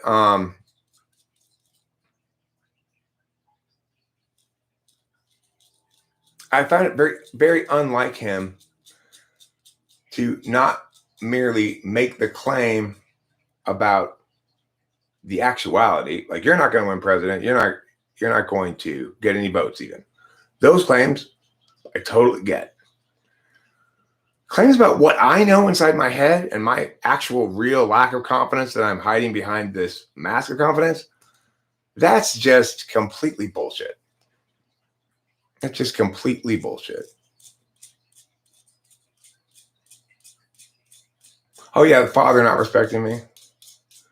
I forgot about that one. It's just a benefactor-beneficiary relationship.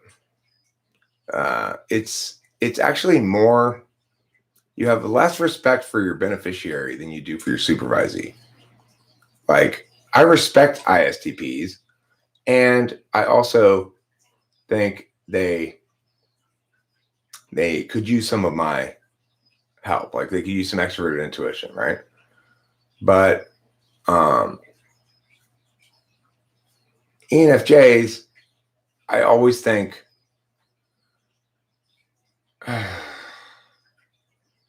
it's like you're making shit too NI. It's more complicated than that. That's what I always think about INFJs. You know, it's like you're making shit too NI. It's more complicated than that.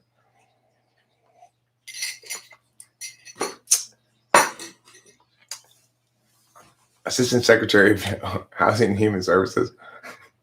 This is a very, very modest ambition you have there, Genexial.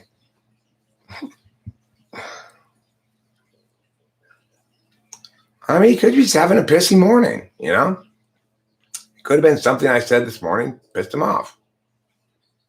But the notion that all of the stuff preceding this was an act to fool me, I mean, The thing is, just think about it for a second. If it's all an act to fool me, well then, the person who's trying to fool me so hard is putting in shit tons of work to try to fool me. I'm putting in no work trying to figure out if they're trying to fool me. So how is that me getting schooled? I'm not going to have a Dick Cheney, okay? There will be no Dick Cheneys in my administration. If I was your father, I would kick you out of my house with my actual feet. Well, I mean, one reason my dad likes to have me here is he's come to a point in his life where he really doesn't like to leave the house unattended when he goes on his trips. He goes on trips all the time. Raphael, please don't ever have any children. The family ought to be the ultimate loyalty unit, where it's not about correct or incorrect, and it's not about useful or not useful. It's about loving each other and caring for each other and prioritizing each other's needs. So that's what a good parent does. That's what I would certainly do with Delilah. I would never, if Delilah needed to live with me sometime, doesn't matter what the reason, I would never kick her out. If Delilah had a serious drug problem and was stealing money that I left around the house, I still wouldn't kick her out. I would love her as best I could and try to help her get better, you know? I think my dad recognizes that he's providing something for me that's important to me right now, which is the opportunity to have a lot of free time and direct it accordingly, you know? He's an excellent dad. It's also the case that he basically doesn't respect me. But that's not because I'm not worthy of respect. It's because he's my benefactor type and I'm his beneficiary type. So my dominant function is his third. He doesn't like it when I use my dominant because he's selfish with it. My second function is his fifth. So he thinks I use it clumsily and too often. My third function is his eighth. So when I use it, he feels like I'm stepping on him. And my fourth function, which is weak, is his tool. So he sees me as shitty at using the thing you use to do things. Additionally, my 6-slot TE is more countervalued than other people's 6 slots often because I go MMMP and my 6 is P. So it's like his frame of reference, solvency, and goal orientation is extra.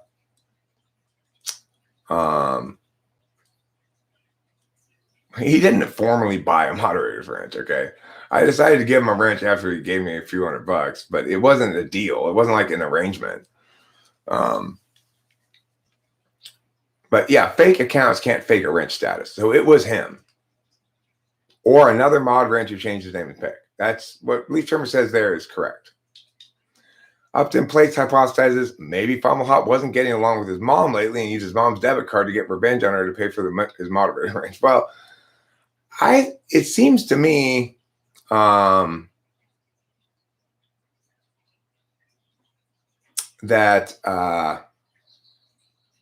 he may be just having a bad morning, you know, and he's been frustrated by my easy confidence and comfort talking about things that are massive claims. I can understand how that'd be a little bit annoying. Hi, Donna Lloyd again, and Rachel Lapalosa, my darling. I'm sorry I didn't greet you when you came in. You apparently did. Yes, there you are. Good parent, you said. Yeah, he's a good parent. Good morning, Rachel. I love you.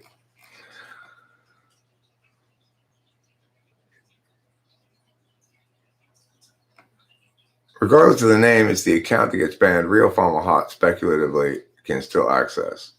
Right. Well, yeah. I think that was really FumbleHot. I just think that I said a couple things that rubbed him wrong. He's in a bad mood. And he decided to get me, or whatever. I am evil man. Why would you say that I am an evil man, Raphael?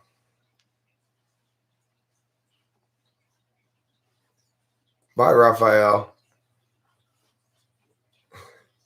I mean, this is the thing. It's like you can accuse me correctly of lots of things. There's lots of things you can accuse me correctly of, and there's lots of things you can't accuse me correctly of. You can't correctly accuse me of being evil. You can't correctly accuse me of not believing what I'm saying. You could possibly correctly predict that I'm wrong about what I'm saying, that in fact I'm overconfident, that my confidence is unjustified, that in fact I'm deluded about my capacity to make that much of an impact on American politics. You could make all of those predictions, and those are reasonable conclusions to draw. But you cannot tell me what I know and my level of confidence and tell me it's bullshit. It's not.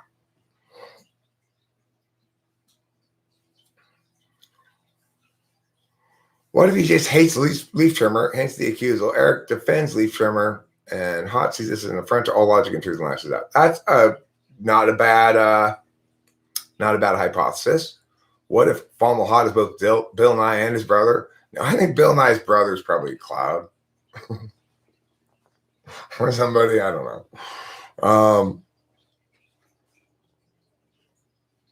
There's a difference between relative evil and absolute evil. I don't agree with that. I think there's a difference between relative poverty and absolute poverty, but I don't agree there's a difference between relative evil and absolute evil. I think things that are relative evil aren't evil. They're simply non-normative cultural positions. Normative cultural positions are universally evil or not, regardless of their culture.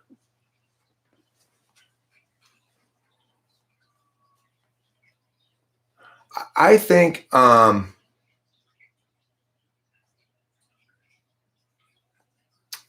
that Sean O'Neill, you think that the stat? Okay, Rachel says this. I was watching a Dr. Romani bit, and she said that only 10% of people are raised in a healthy home. I'm like, that's got to be way too low because of my experience, right? I was raised in a very healthy home. Sean O'Neill says, that's too generous. Why? His own experience. He was raised in a very unhealthy home.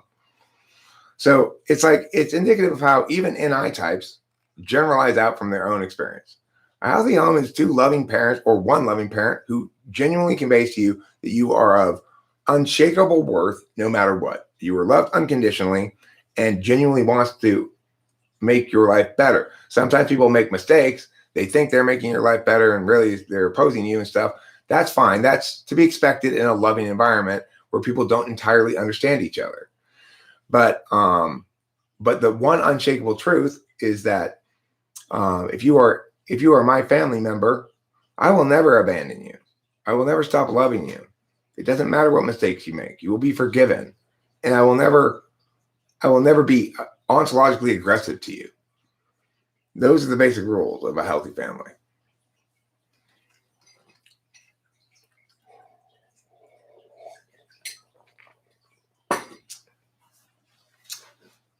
So, I mean, yeah, it's like probably people who grew up in a healthy home think that stat is way too low. Probably people who grew up in a unhealthy home might think that stat's too high, depending on how unhealthy it was. That sounds shockingly low to me. But I don't really have an opinion about whether it's accurate or not, because I'm aware of the fact that I'm just kind of going to project from my own experience. The other thing is, it's like that unconditional love, forgiveness, support, kindness, and stuff doesn't always look like what you expect it to look like. So I think Rachel would agree that my dad offers all those core family qualities to me and to her too, and to the family, and yet if you watched him interact with family members and you didn't know him, you'd probably say, this guy looks like a complete asshole. Like last night, okay, he came back from like a 3 or 4 day trip yesterday about noon. And then it wasn't until 9:30 that I went inside the house to actually chat with him. Okay. So I gave him plenty of time to settle in from getting back from his trip. He was sitting in the family room doing a crossword puzzle. And when I walked in and said, "Hi, Dad," he was like, "S?" I'm like, but I know my dad now. So I get that he doesn't believe he's responsible for any FE communication via facial expression or tone. My dad does not have bad SI memory. You're talking about your dad, an ISTP? Well, yeah, that's 6-slot SI. You prefer not to use it when you can avoid it. My dad has great SI memory. He'll say things like, "Boy, I am losing it. I do not remember where I put that wing nut that took off of that thing 3 years ago." That's not losing it, Dad. That's crazy talk. The fact that you don't remember where you put that wing nut that you took off that thing 3 years ago is not an example that you're losing it. It's an example that your SI is insanely good. I mean, insanely good. My dad's SI is fucking off the charts. He remembers everything. My cat is not around right now. She's outside playing around someplace.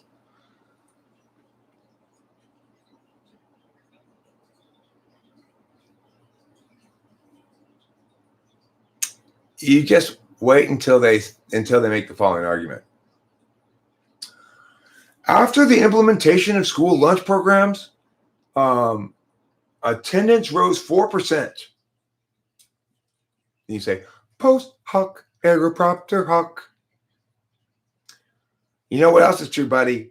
It's a good thing I took a shower this morning, because after that, the sun came up. And otherwise, you'd have had a real dark day.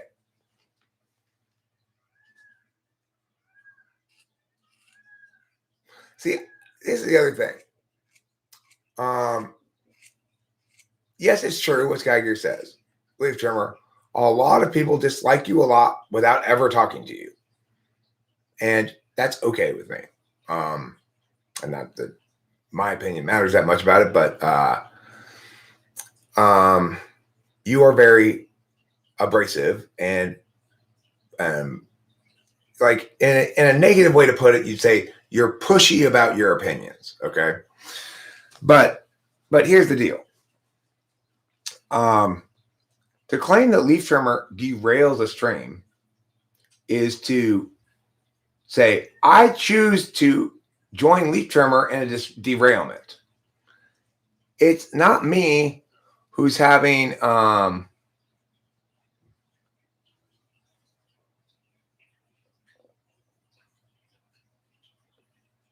okay, well, it may be that Dr. Ramani has no credibility or not. I don't know. I'm not judging the accuracy of the 10% actually at all. I'm just talking about how, well, okay. I don't think that Eric is complicit in the derailment, because when I'm engaging with Leaf Trimmer about his stuff, I don't feel it's derailing the live stream. Some individuals may, because they're bored by that kind of conversation. What I interpreted that to mean, derailing the stream, is that Leaf Trimmer's fighting with people in the chat derails the chat.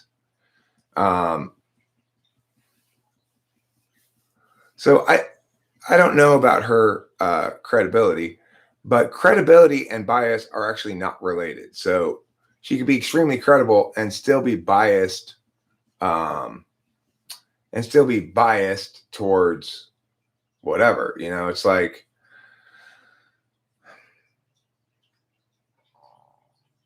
a very credible epidemiologist is still going to tend to frame any health problem through a viral frame, right? Credulity. Oh, well, okay. Thank you, Sean. What I thought you'd done is misspell credibility. I did read it as credulity, but I falsely assumed that you had made a mistake. My bad.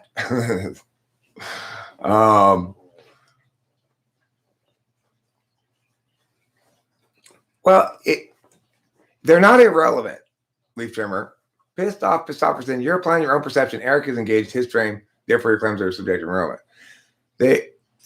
His claims can be subjective. He's not claiming that. He's not trying to claim something he's saying is objective. He's not saying the stream is objectively derailed. He's saying his experience of it is it's derailing. But it is relevant. It is very much relevant to me that I try my best to sustain an atmosphere that is conducive to lots of people enjoying it. So I could do play INTP and always do hardcore TI shit. And then I'm sure hardcore TI loving people would be fine with it. And everybody else would be bored as fuck. So it does matter that that pissed off percent finds it harms the media when I engage in too much argumentation with you. That's informative to me. I appreciate him sharing that information with me because I do care about how everybody's experience is. I don't always demonstrate, I don't necessarily display that. Like, I'm more likely to fail to care adequately and then realize it after the fact than I am to get ahead of that. But I definitely do care if people are having a good experience. And so it's not just relevant to my experience in the stream. It's relevant to theirs as well. I mean, their experience is relevant to my experience as well. You don't have to kill him. We figured it out before you even said that it wasn't you. Don't worry. In fact, what happened, Bill and I, was Winston's mom. Why did you time him out? Okay, that's fine. I don't know why you got timed out there, Bill and I, but what happened was Winston's mom hid you the first time. And I said, I don't think that's him because that's totally not like him. Just time him out because something must have happened there. Like his little brother got on the keyboard or I don't know.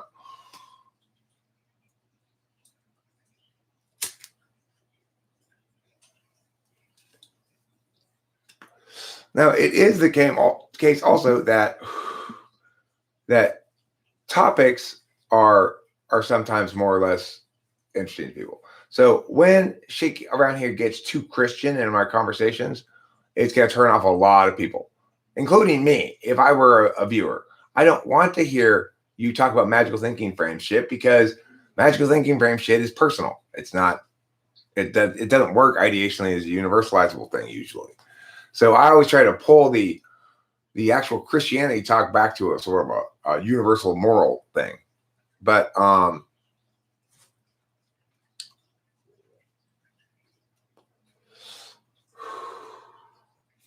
yeah, okay, fine. Well, it was a different thing that was happening, Winston's mom. I agree with your flagging thing, and I agree with your removal. And I don't think you made a mistake for timing out, but I probably wouldn't have. That's all.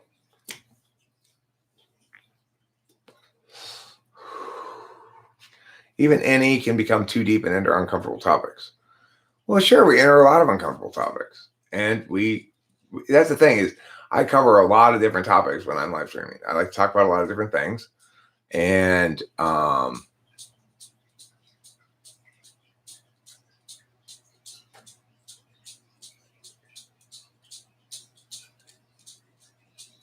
no, keep exercising your judgment, Winston's mom.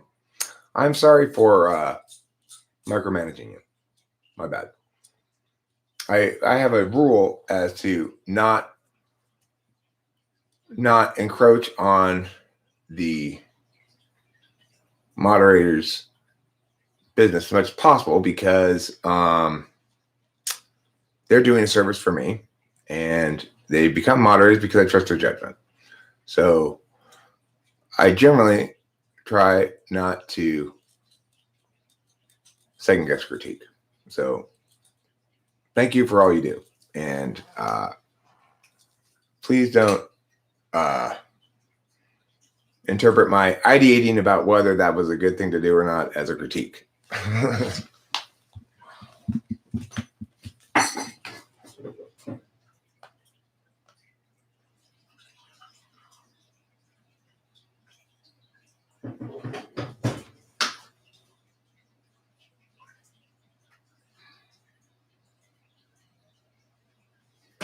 In other words, I'd much rather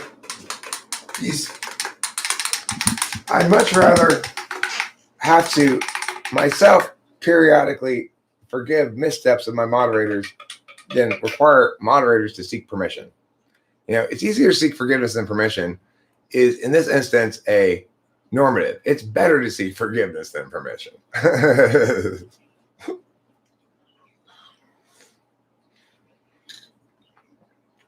Now, here's the thing, Pistofferson. I understand that leaf trimmer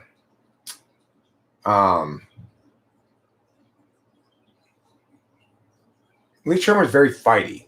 Okay, so like I said before, the biggest critique you could make about leaf trimmer, in my opinion, is this: if you go up to leaf trimmer and stick out your hand and say, "Hi, I'm here to shake your hand," leaf trimmer has a tendency to go, "Is that a fist? Are you trying to hit me?"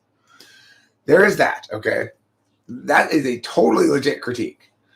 He is defensive before he has any reason to be. But I don't find him refusing to be reasonable. I actually find him, it takes a while to battle, and that might be boring for other people to watch. And I respect that, okay? Then that's a good thing for me to take into account and remember and try to adjust on.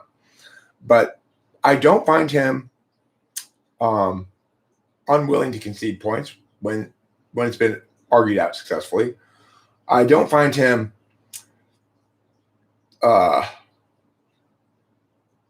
shifting ground, which is really annoying. So, for example, if he's trying to argue point meow and I give an answer to it, he's still going to try to argue point meow. He's not going to shift ground. In other words, he's not trying to find something where I'm wrong so he can say, aha, I got you. He's actually disagreeing me on this point, and it's taking a long time for me to get him moved off of his set position. That's an acceptable way of being to me. I don't think Leaf Trimmer seems like a fourth grader at all. He seems like a young man. You know, he's probably like 18, 19 or whatever. I mean, that's something I'll often forget too. And I think we all kind of happily do, which is because we're here on the internet and people are just words in the chat, except for me, we forget about age. You know, and I forget about it all the time. I have a long history of expecting even fifth graders to understand my ontological assault arguments and stuff. So I as a teacher, I treat everybody the same, like a capable adult. And surprisingly, most of them live up to the expectation. There, Gen XEL, thank you. See, that's good FE right there.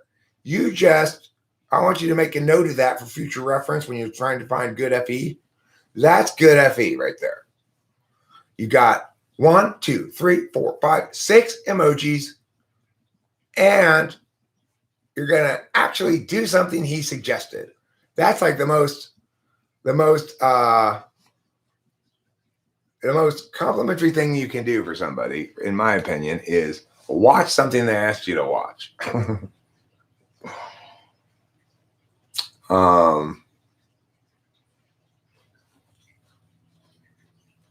So that's good. GFE. So Pistofferson, I agree with you that it takes some time to move Leaf Trimmer rhetorically. And it takes a lot of effort.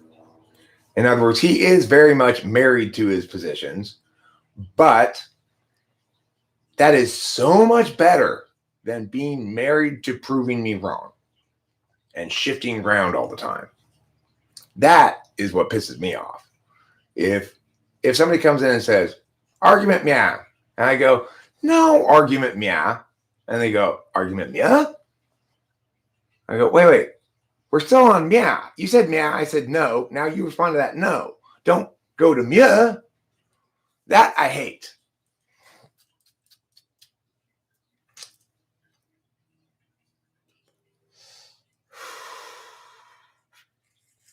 Yeah, that is the one thing that will get you hidden pretty quick.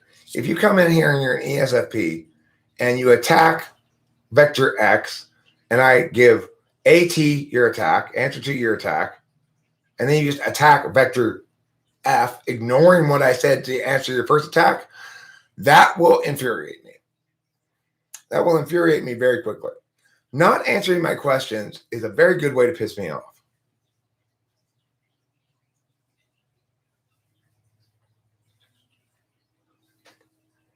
I imagine them walking away and being like, yo, I totally schooled this guy on the internet. He got so mad he banned me. The thing is, I don't ban people when I'm mad. I ban people when I give up on them.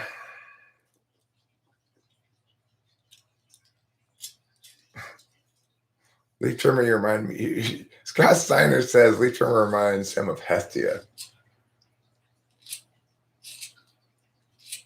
Huh.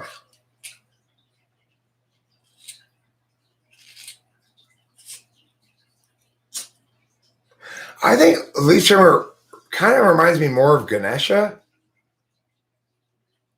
You know how Ganesha never has any doubts about his core frame of reference.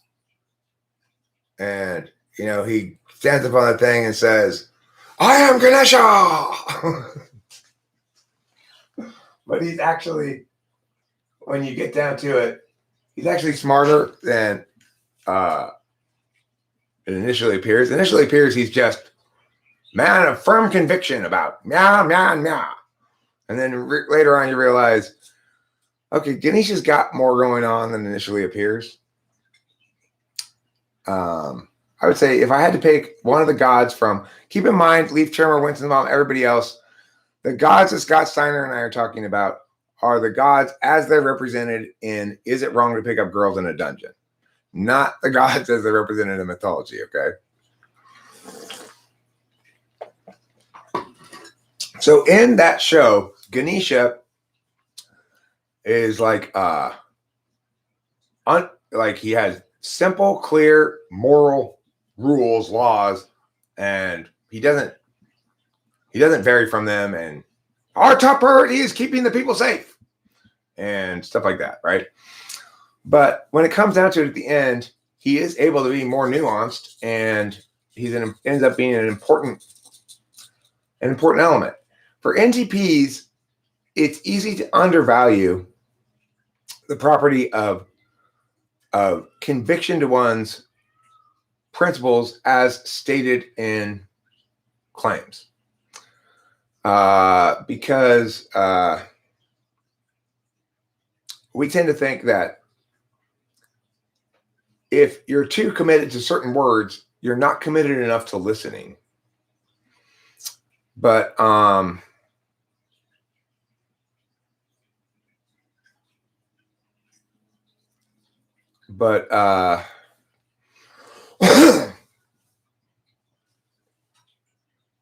know, it's just a frame bias, like a lot of things, you know. Oliver Linehan has correctly answered the question. Is it wrong to pick up girls in a dungeon? The answer depends on whether the dungeon is private property on which you're trespassing. It's true. It is wrong to pick up girls in a dungeon if you're not supposed to be in the dungeon because it's not your property and you've trespassed. Now, in an ideal world, all dungeons would comprise unowned public land that one can access for resources. And the reason for this is because they self-generate ever more monsters for you to kill to gather things from. So no, like a magic and swords dungeon. So as a consequence, nobody should be able to own the dungeon because it's a fount of ever producing resources that increases the more people use it. So in other words, if 50 people use it, then 50 people's worth of monsters will be spawned. If 1,000 people use it, then 1,000 people's worth of monsters will be spawned. So there's no reason for anybody to own a dungeon because all they're doing is minimizing the way in which the dungeon successfully violates the law of thermodynamics, conservation of energy or whatever. Where did the energy come from for the dungeon to make all of these monsters? No matter how many people go in there, there's always enough monsters for all of them. It must have a source of free energy. And I'm thinking it might be a Joe cell. Has anybody here tried to make a Joe cell before? Anybody? It's a permanent source of free energy that's derived from nothing. My friend Corey, INFJ Corey, he's susceptible sometimes to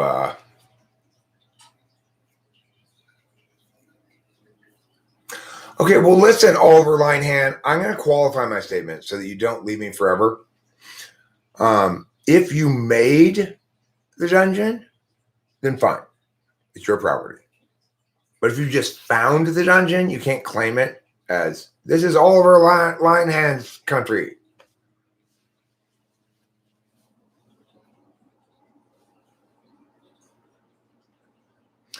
I have to say, one time I was quite confused by a demonstration Corey made about that thing one time. So he made a Joe cell, and basically what it does is it produces hydrogen bubbles. And so you go like that to a hydrogen bubble, it goes pop, a really big pop. So he had this Joe cell thing, and the way it works is you put the electricity in, and then presumably at some point you can take the electricity out and it's self-running. Okay. Supposedly, right? Well, he actually demonstrated that to me. Like, he showed me a Joe cell he had built, and that there was no electricity going into it, and it was still producing these hydrogen bubbles. And you go like that to it, went pop! So I'm sure there's some explanation for that. Like maybe the interaction continues for a little while after you take the electricity away or something, or I don't know. But I was like, wow, there's a little more something to this than I thought maybe. But it's, it's definitely not a real thing, because there have been multiple people who've tried to demonstrate it publicly, and every time they try to demonstrate it publicly, it fails. So to me, that's convincing enough to say bullshit, because after all, it violates thermodynamics laws. So it has an extraordinarily high amount of substantiation to meet its claim. And if you could demonstrate one working, that would qualify. And we'd have to reevaluate our understanding of the natural world. But until they can demonstrate one actually working, then it's just all bullshit as far as I'm concerned. It's no less bullshit than Orgon. That thing Corey was into. Orgon receptors. Well, you need to have Orgon around your house, Eric. What does this shit do? What is Orgon? It's like you get some like organic kind of sap or amber stuff that solidifies, and you put like copper BBs inside of it and supposedly somehow the mixture of metal and organics creates some sort of whatever. I don't know. It's like, this is the sort of thing that I just didn't even bother arguing with Corey about after a while. It's like, but Corey and he'd be like, well, but you don't understand. This person's work was oppressed by pharmaceutical companies and stuff. That doesn't mean they were scared of it. It just means they were trying to say, okay, this stuff's bullshit. Just because somebody's trying to shut down your work doesn't mean your work's right.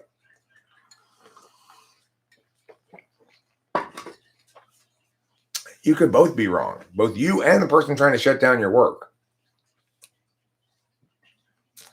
I'm not sure. There was this guy named William Reich that Corey was into. He talks about orgone. I looked at it just long enough to realize it was complete fucking nonsense, and didn't look into it any further, really.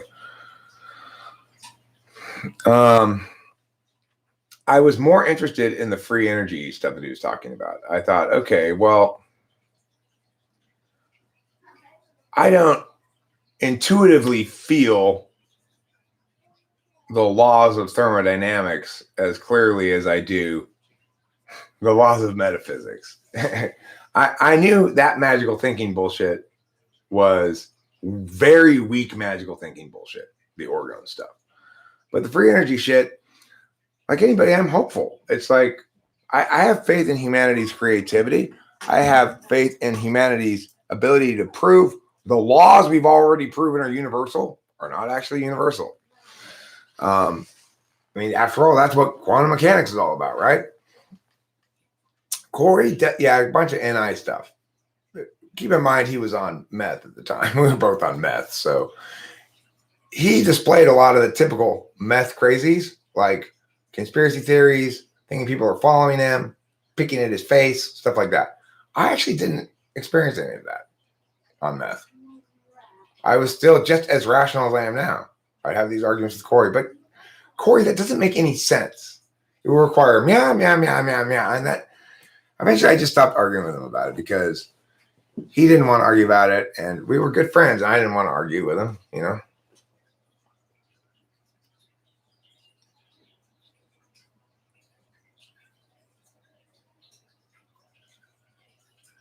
The thing is,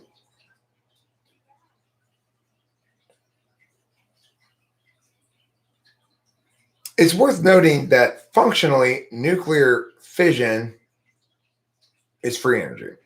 Functionally, nuclear fusion is super free energy. If we can get that down, you know. But the reason I'd say nuclear fission is free energy is because the energy's not actually contained within the thing that's being used. Like coal, oil, fossil fuels, the energy is contained within the thing. Radioactivity is not a useful form of energy that you can just release. It has to be converted into energy through various processes. So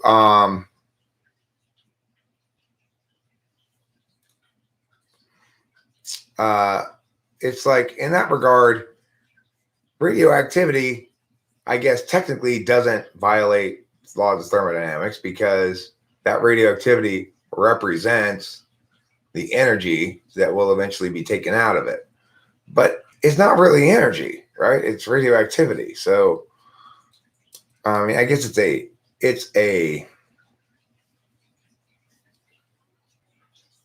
vector. You know, it shoots shit out, like sunlight rays shoot out, X-rays shoot out, radioactivity particles, whatever they are, shoot out.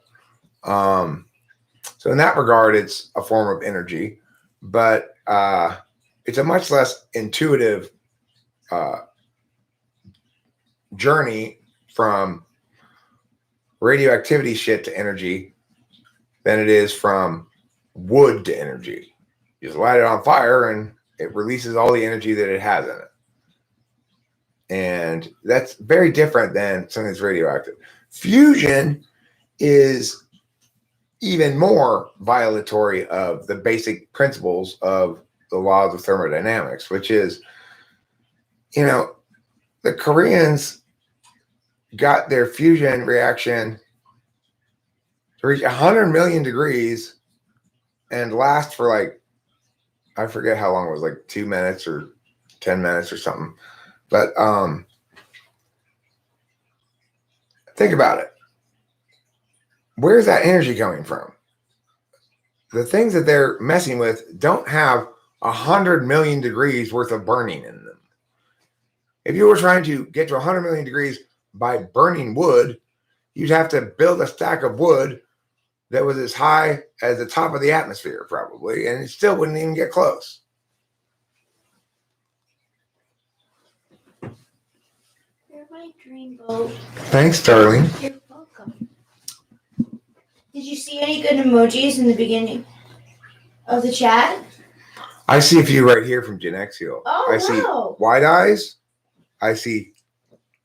Oh, good example. Oh my winky gosh. tongue. Yeah, winky tongue. You do good. And I see heart eyes. Oh, look at you. You look exactly like the emoji. Mm-hmm.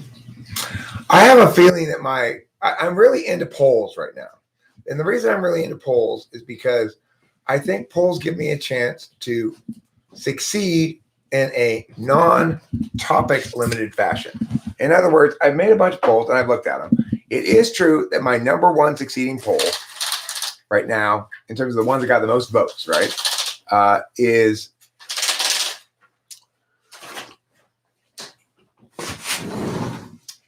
here, give it to me, you're doing it wrong, says and then ESTJ, blah, blah, blah. So that's an MBTI poll. That one is number one on my list. But numbers 2 and 3 are non-MBTI poll topics. So it's number 2, I think, is what scares you most, spiders, whatever. Number 3, I believe, was how best to serve ice cream. I have high hopes for my current poll because I'm trying to figure out how to write polls that get a shit ton of votes on them. And I think this might be a sneaky way for me to improve my visibility and likability according to YouTube algorithm.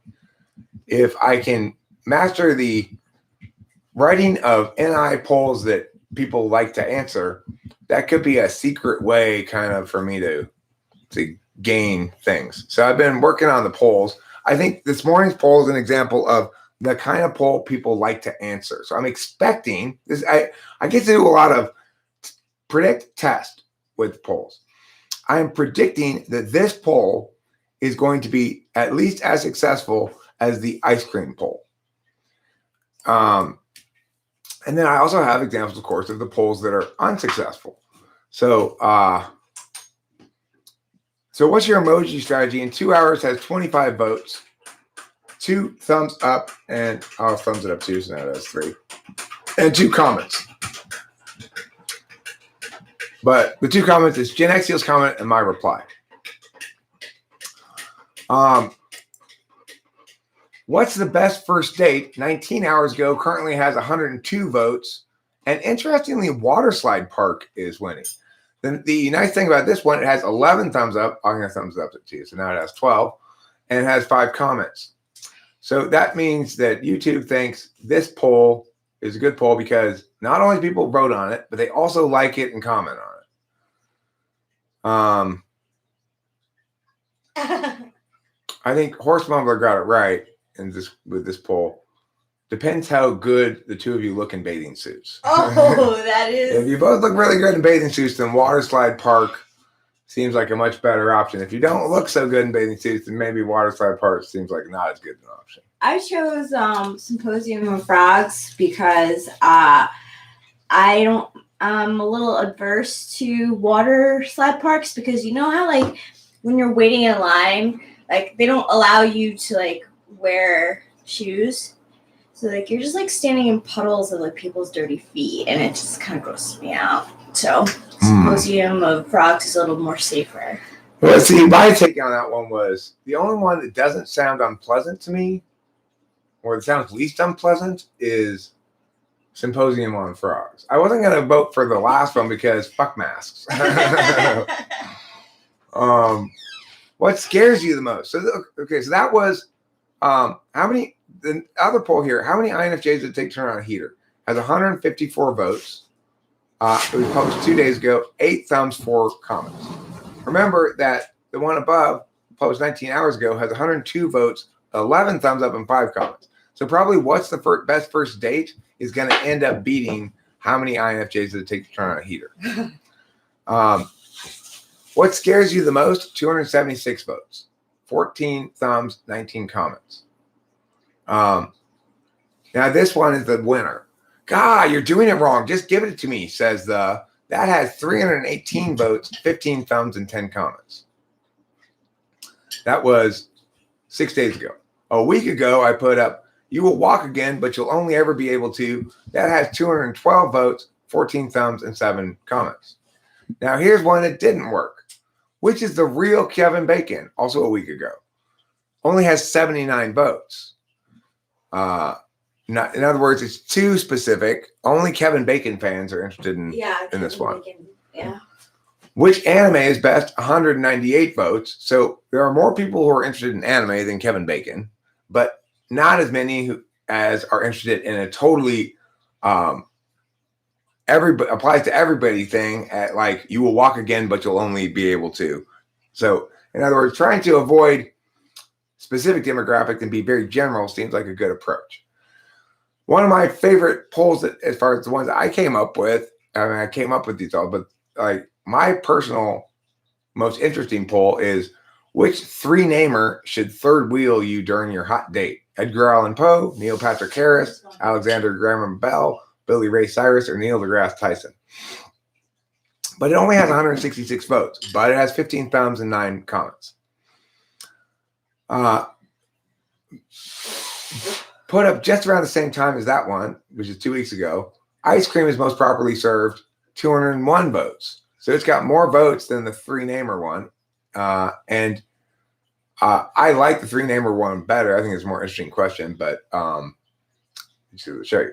Also, this is too specific and too dated. Which 70s heartthrob do you bring as a guest to a PTA meeting?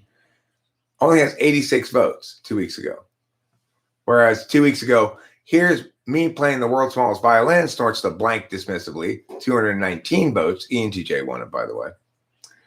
The reason this poll I don't take into consideration, there's also a poll I said, the type best suited to be on Naked and Afraid.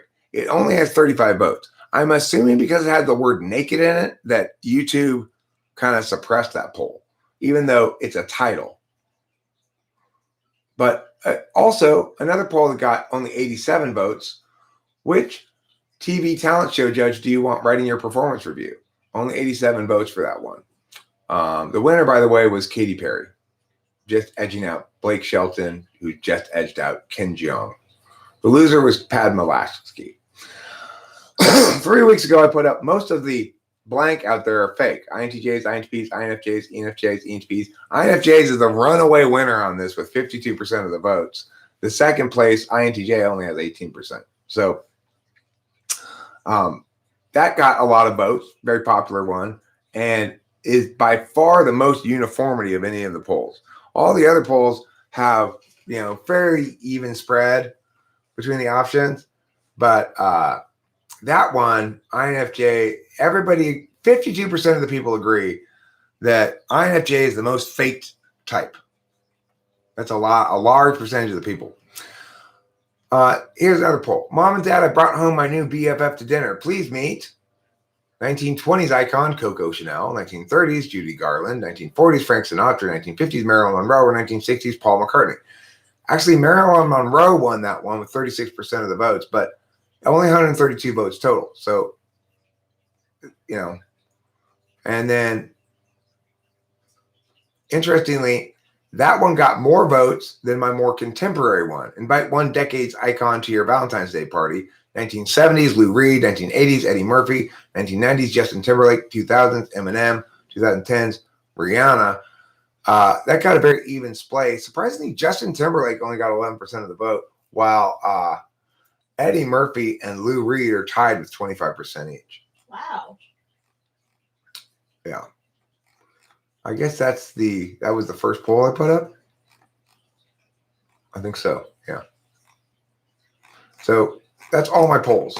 And I'm excited about polls mostly because unlike other aspects of the YouTube algorithm, I believe that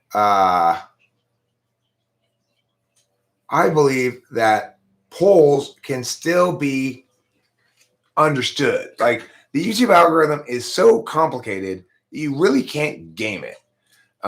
You can do a lot of things to maximize your ability to succeed, but you can't really game it per se. There's no clear-cut formula to attain success with it. I believe I can figure out the algorithm on polls because it's limited enough. You voted for Justin Timberlake, Courtney Denmark? Well, there's one of the people who voted for Justin Timberlake. Oh, Winston's mom, the community section. What do I have right now? I have some appointment in half an hour. I have my thing. Oh, that's right. We got your thing. Okay, cool. Right. I was afraid I had work. Zoom with your family sounds fun. Work was like, I got work. I will put a link here to I have this bookmark because I don't usually want to go to the front page of the channel. I want to go to this page of the channel. This is the community tab. So that's a link directly to the community tab. At the top it says home, videos, playlists, community, channels, about. Under community is where all my blog stuff is, basically. If you have a certain number of subscribers, you get to have a community tab and put basically blog posts, either share someone else's video and say, hey, I really like this video, put up a poll or put up a picture. So that's the place where I put the NISI apartments picture and the Rachel and I walking in the Wash in Monrovia picture. And occasionally I'll just put a little post where I say something, but almost never. It's usually just a picture or, like a funny picture I find. Like, I'm surprised this one didn't do better. There's this great picture where it shows, well, I'll put the link to it. I thought this was a funny joke, but it didn't play that well.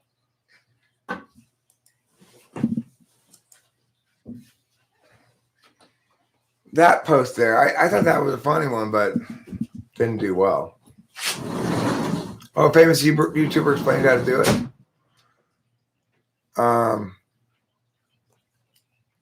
Cool.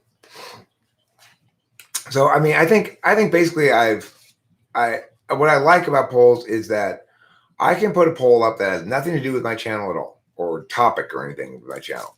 And if it'll succeed or fail purely on its merits as a poll. So I really like that.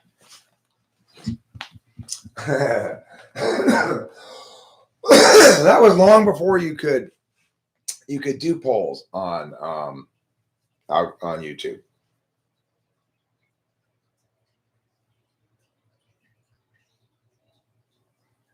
Is SK around? I don't know. I'm gonna take an intermission here for a second. I gotta pee. I smoke a cigarette.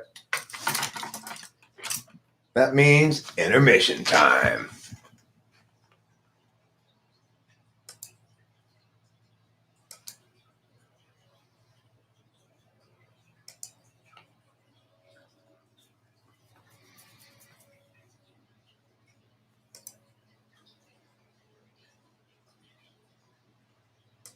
Shuffle.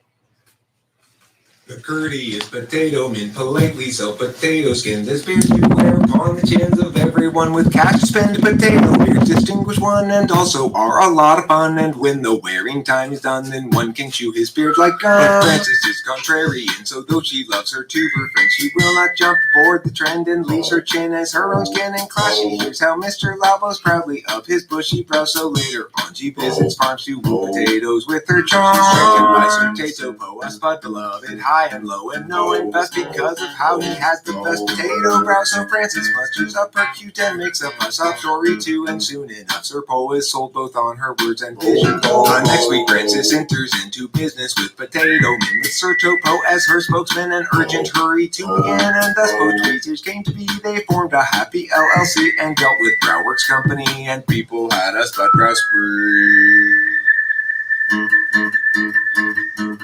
Spud brow spree. Spud brow spree. Spud brow spree.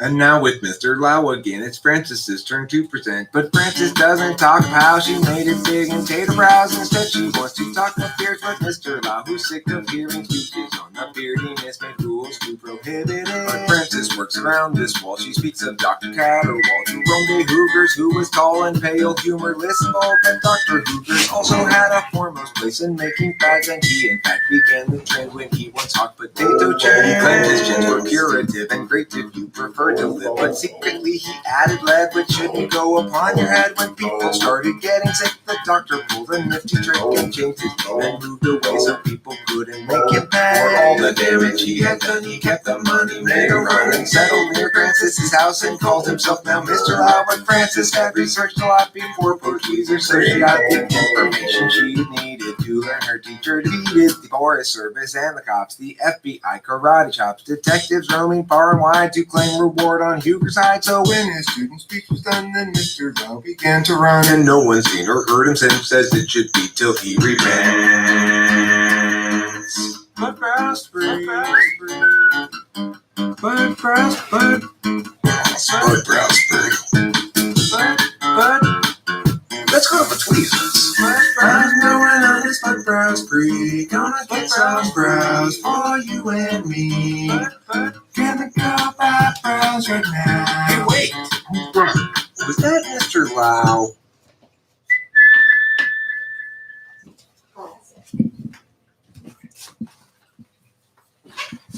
Yeah, we're taking a little intermission. Right? What's the matter with Chad? Is he terribly bad? Is he very like Ben? Who's a terrible man? Is he sort of like Jill? Who can't be here, Bill? Or rather like Jack? She's stuck on the facts. And what about Sue? Will she know what to do? If they bring attitude, does she show ingenuity? He talks about you whenever we go walking. What's the matter with Bryn? She's been living in sin. She's been hanging with Jim. You're looking terribly thin. What's the deal with Frank? Stealing fish from my tank. He's colluding with you. They're talking to Lou. What's wrong with the ladies? What's the matter with men? From the feelings of Katie to the coldness of Sven. He talks about you whenever we go walking. Paths that lead to lesser days. Paths that lead to lesser days. Still from the overwater. Still out the overwater path. And whoever's left, that's still okay.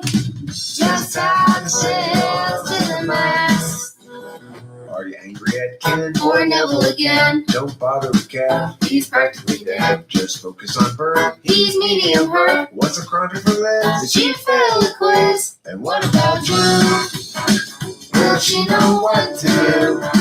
If they bring attitude, does she show ingenuity? She talks about you whenever we go walking. Paths that lead to lesser days. Paths that lead to lesser days. Still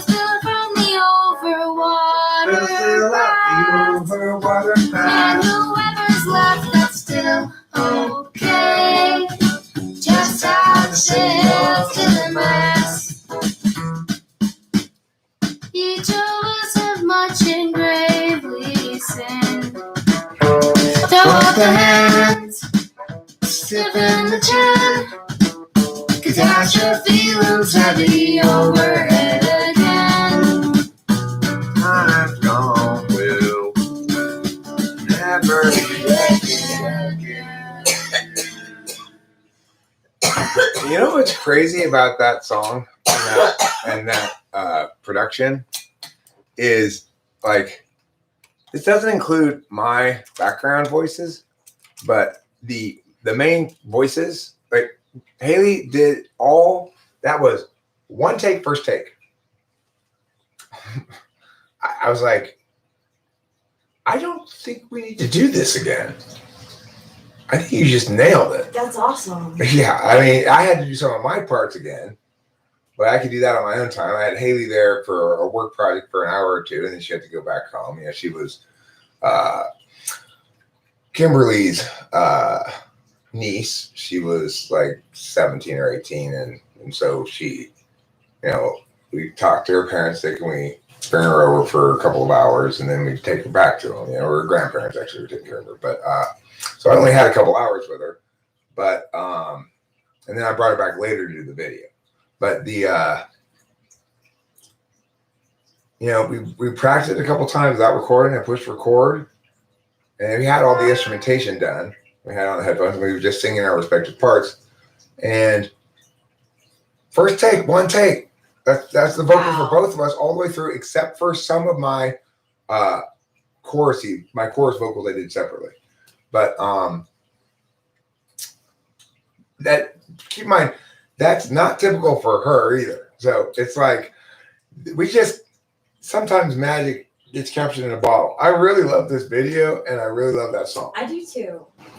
It's I think it's one of the best videos I've ever made. It's kind of like serendipitous the way that it happened too. Like you said, I remember you telling me that you were looking for a younger voice, and her dad was the one who approached you and was like, "Hey, she has like a really great voice." Actually, you're right. That's true. It was her dad who mentioned that she has a great voice and she was a singer.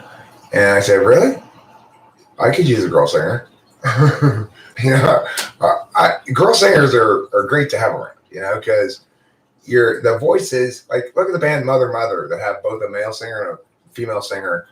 They really use that to good effect in terms of engaging the ear. Yeah.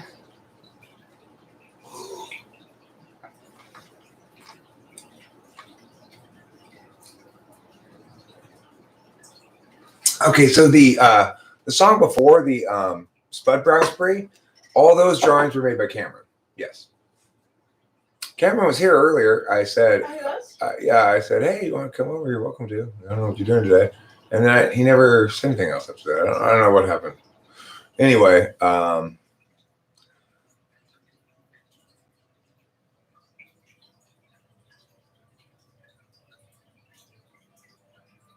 guy with a high tenor voice.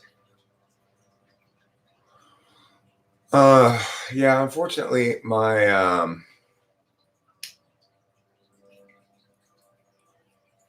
okay.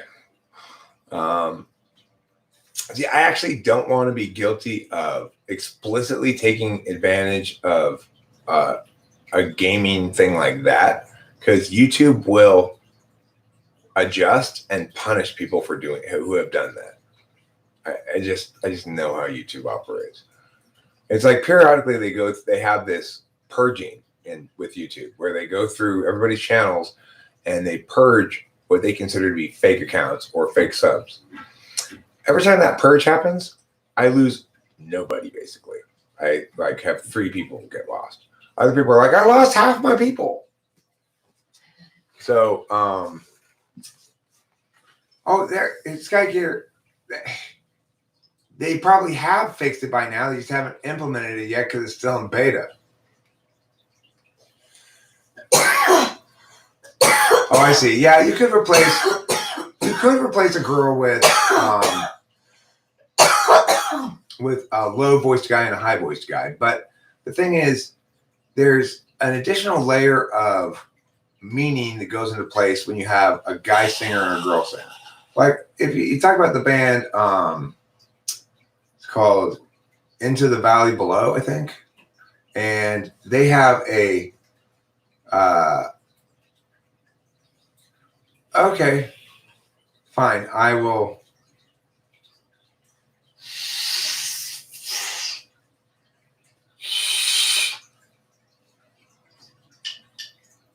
Okay, well, maybe I'll try to do some of that. I generally don't like to do that. Like, I would prefer to assume that YouTube is working hard to make their algorithm actually reward merit.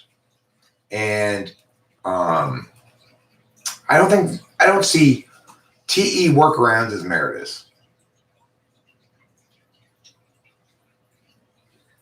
So I don't know. It's like I have to operate under one or the other frames of reference. Either YouTube is something that I got to figure out, or YouTube is working towards and stumbling along the way periodically, having an algorithm that genuinely rewards merit. And how you define merit is a little bit up in the air, but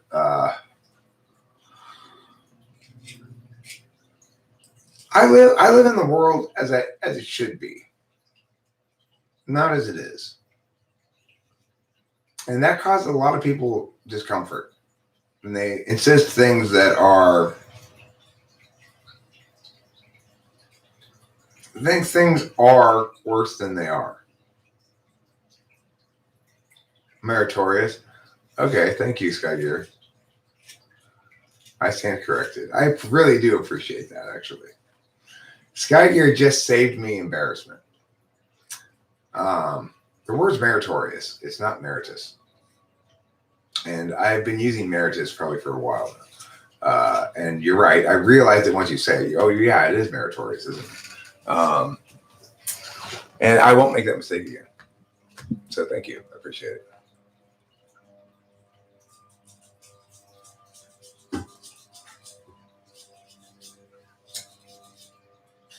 I don't see why that's a problem. Why is it a problem that showing community posts people not remotely associated with someone's community is a bad way to introduce them to their community, while showing a recommended video to somebody who's not involved in that community is an acceptable way to introduce them to that community? I don't understand what the difference is.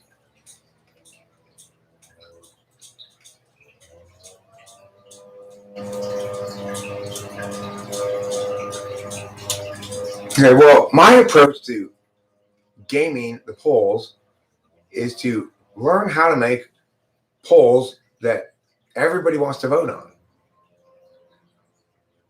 by improving myself, not by some other bullshit, you know?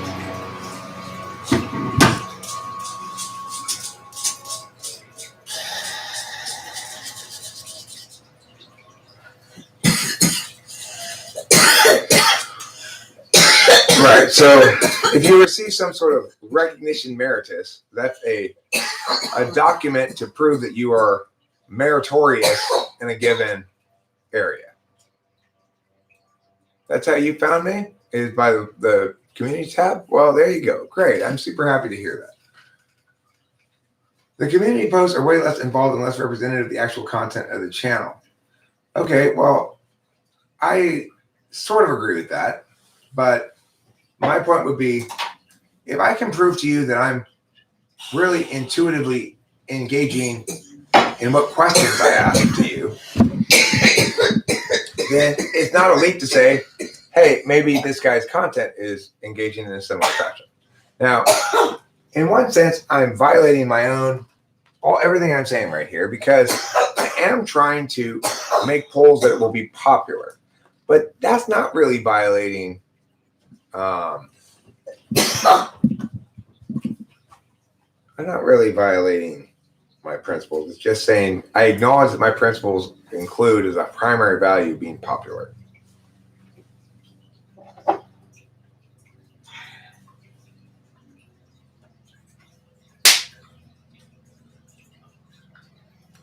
Well, I'm not.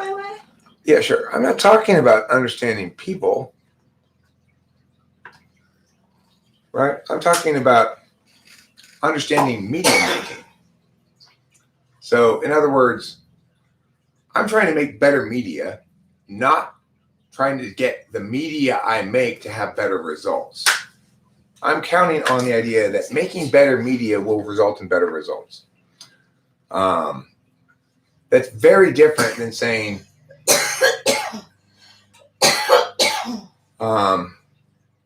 I don't want to understand you or me by any tool you provide. I just want to assert my unsubstantiated beliefs. That's an entirely different thing. Your analogy there is non-analogous. In other words, learning how to make a good piece of media is not an analog to understanding people better.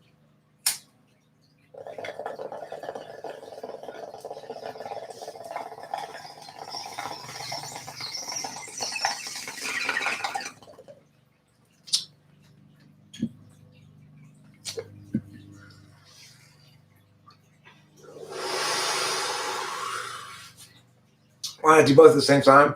Well, it's like FI and TI. They may agree plenty of times, but if you try to evaluate everything by both, plenty of the times you're going to run into which one do I prioritize because they're in conflict. So that's why I deal with the frame first.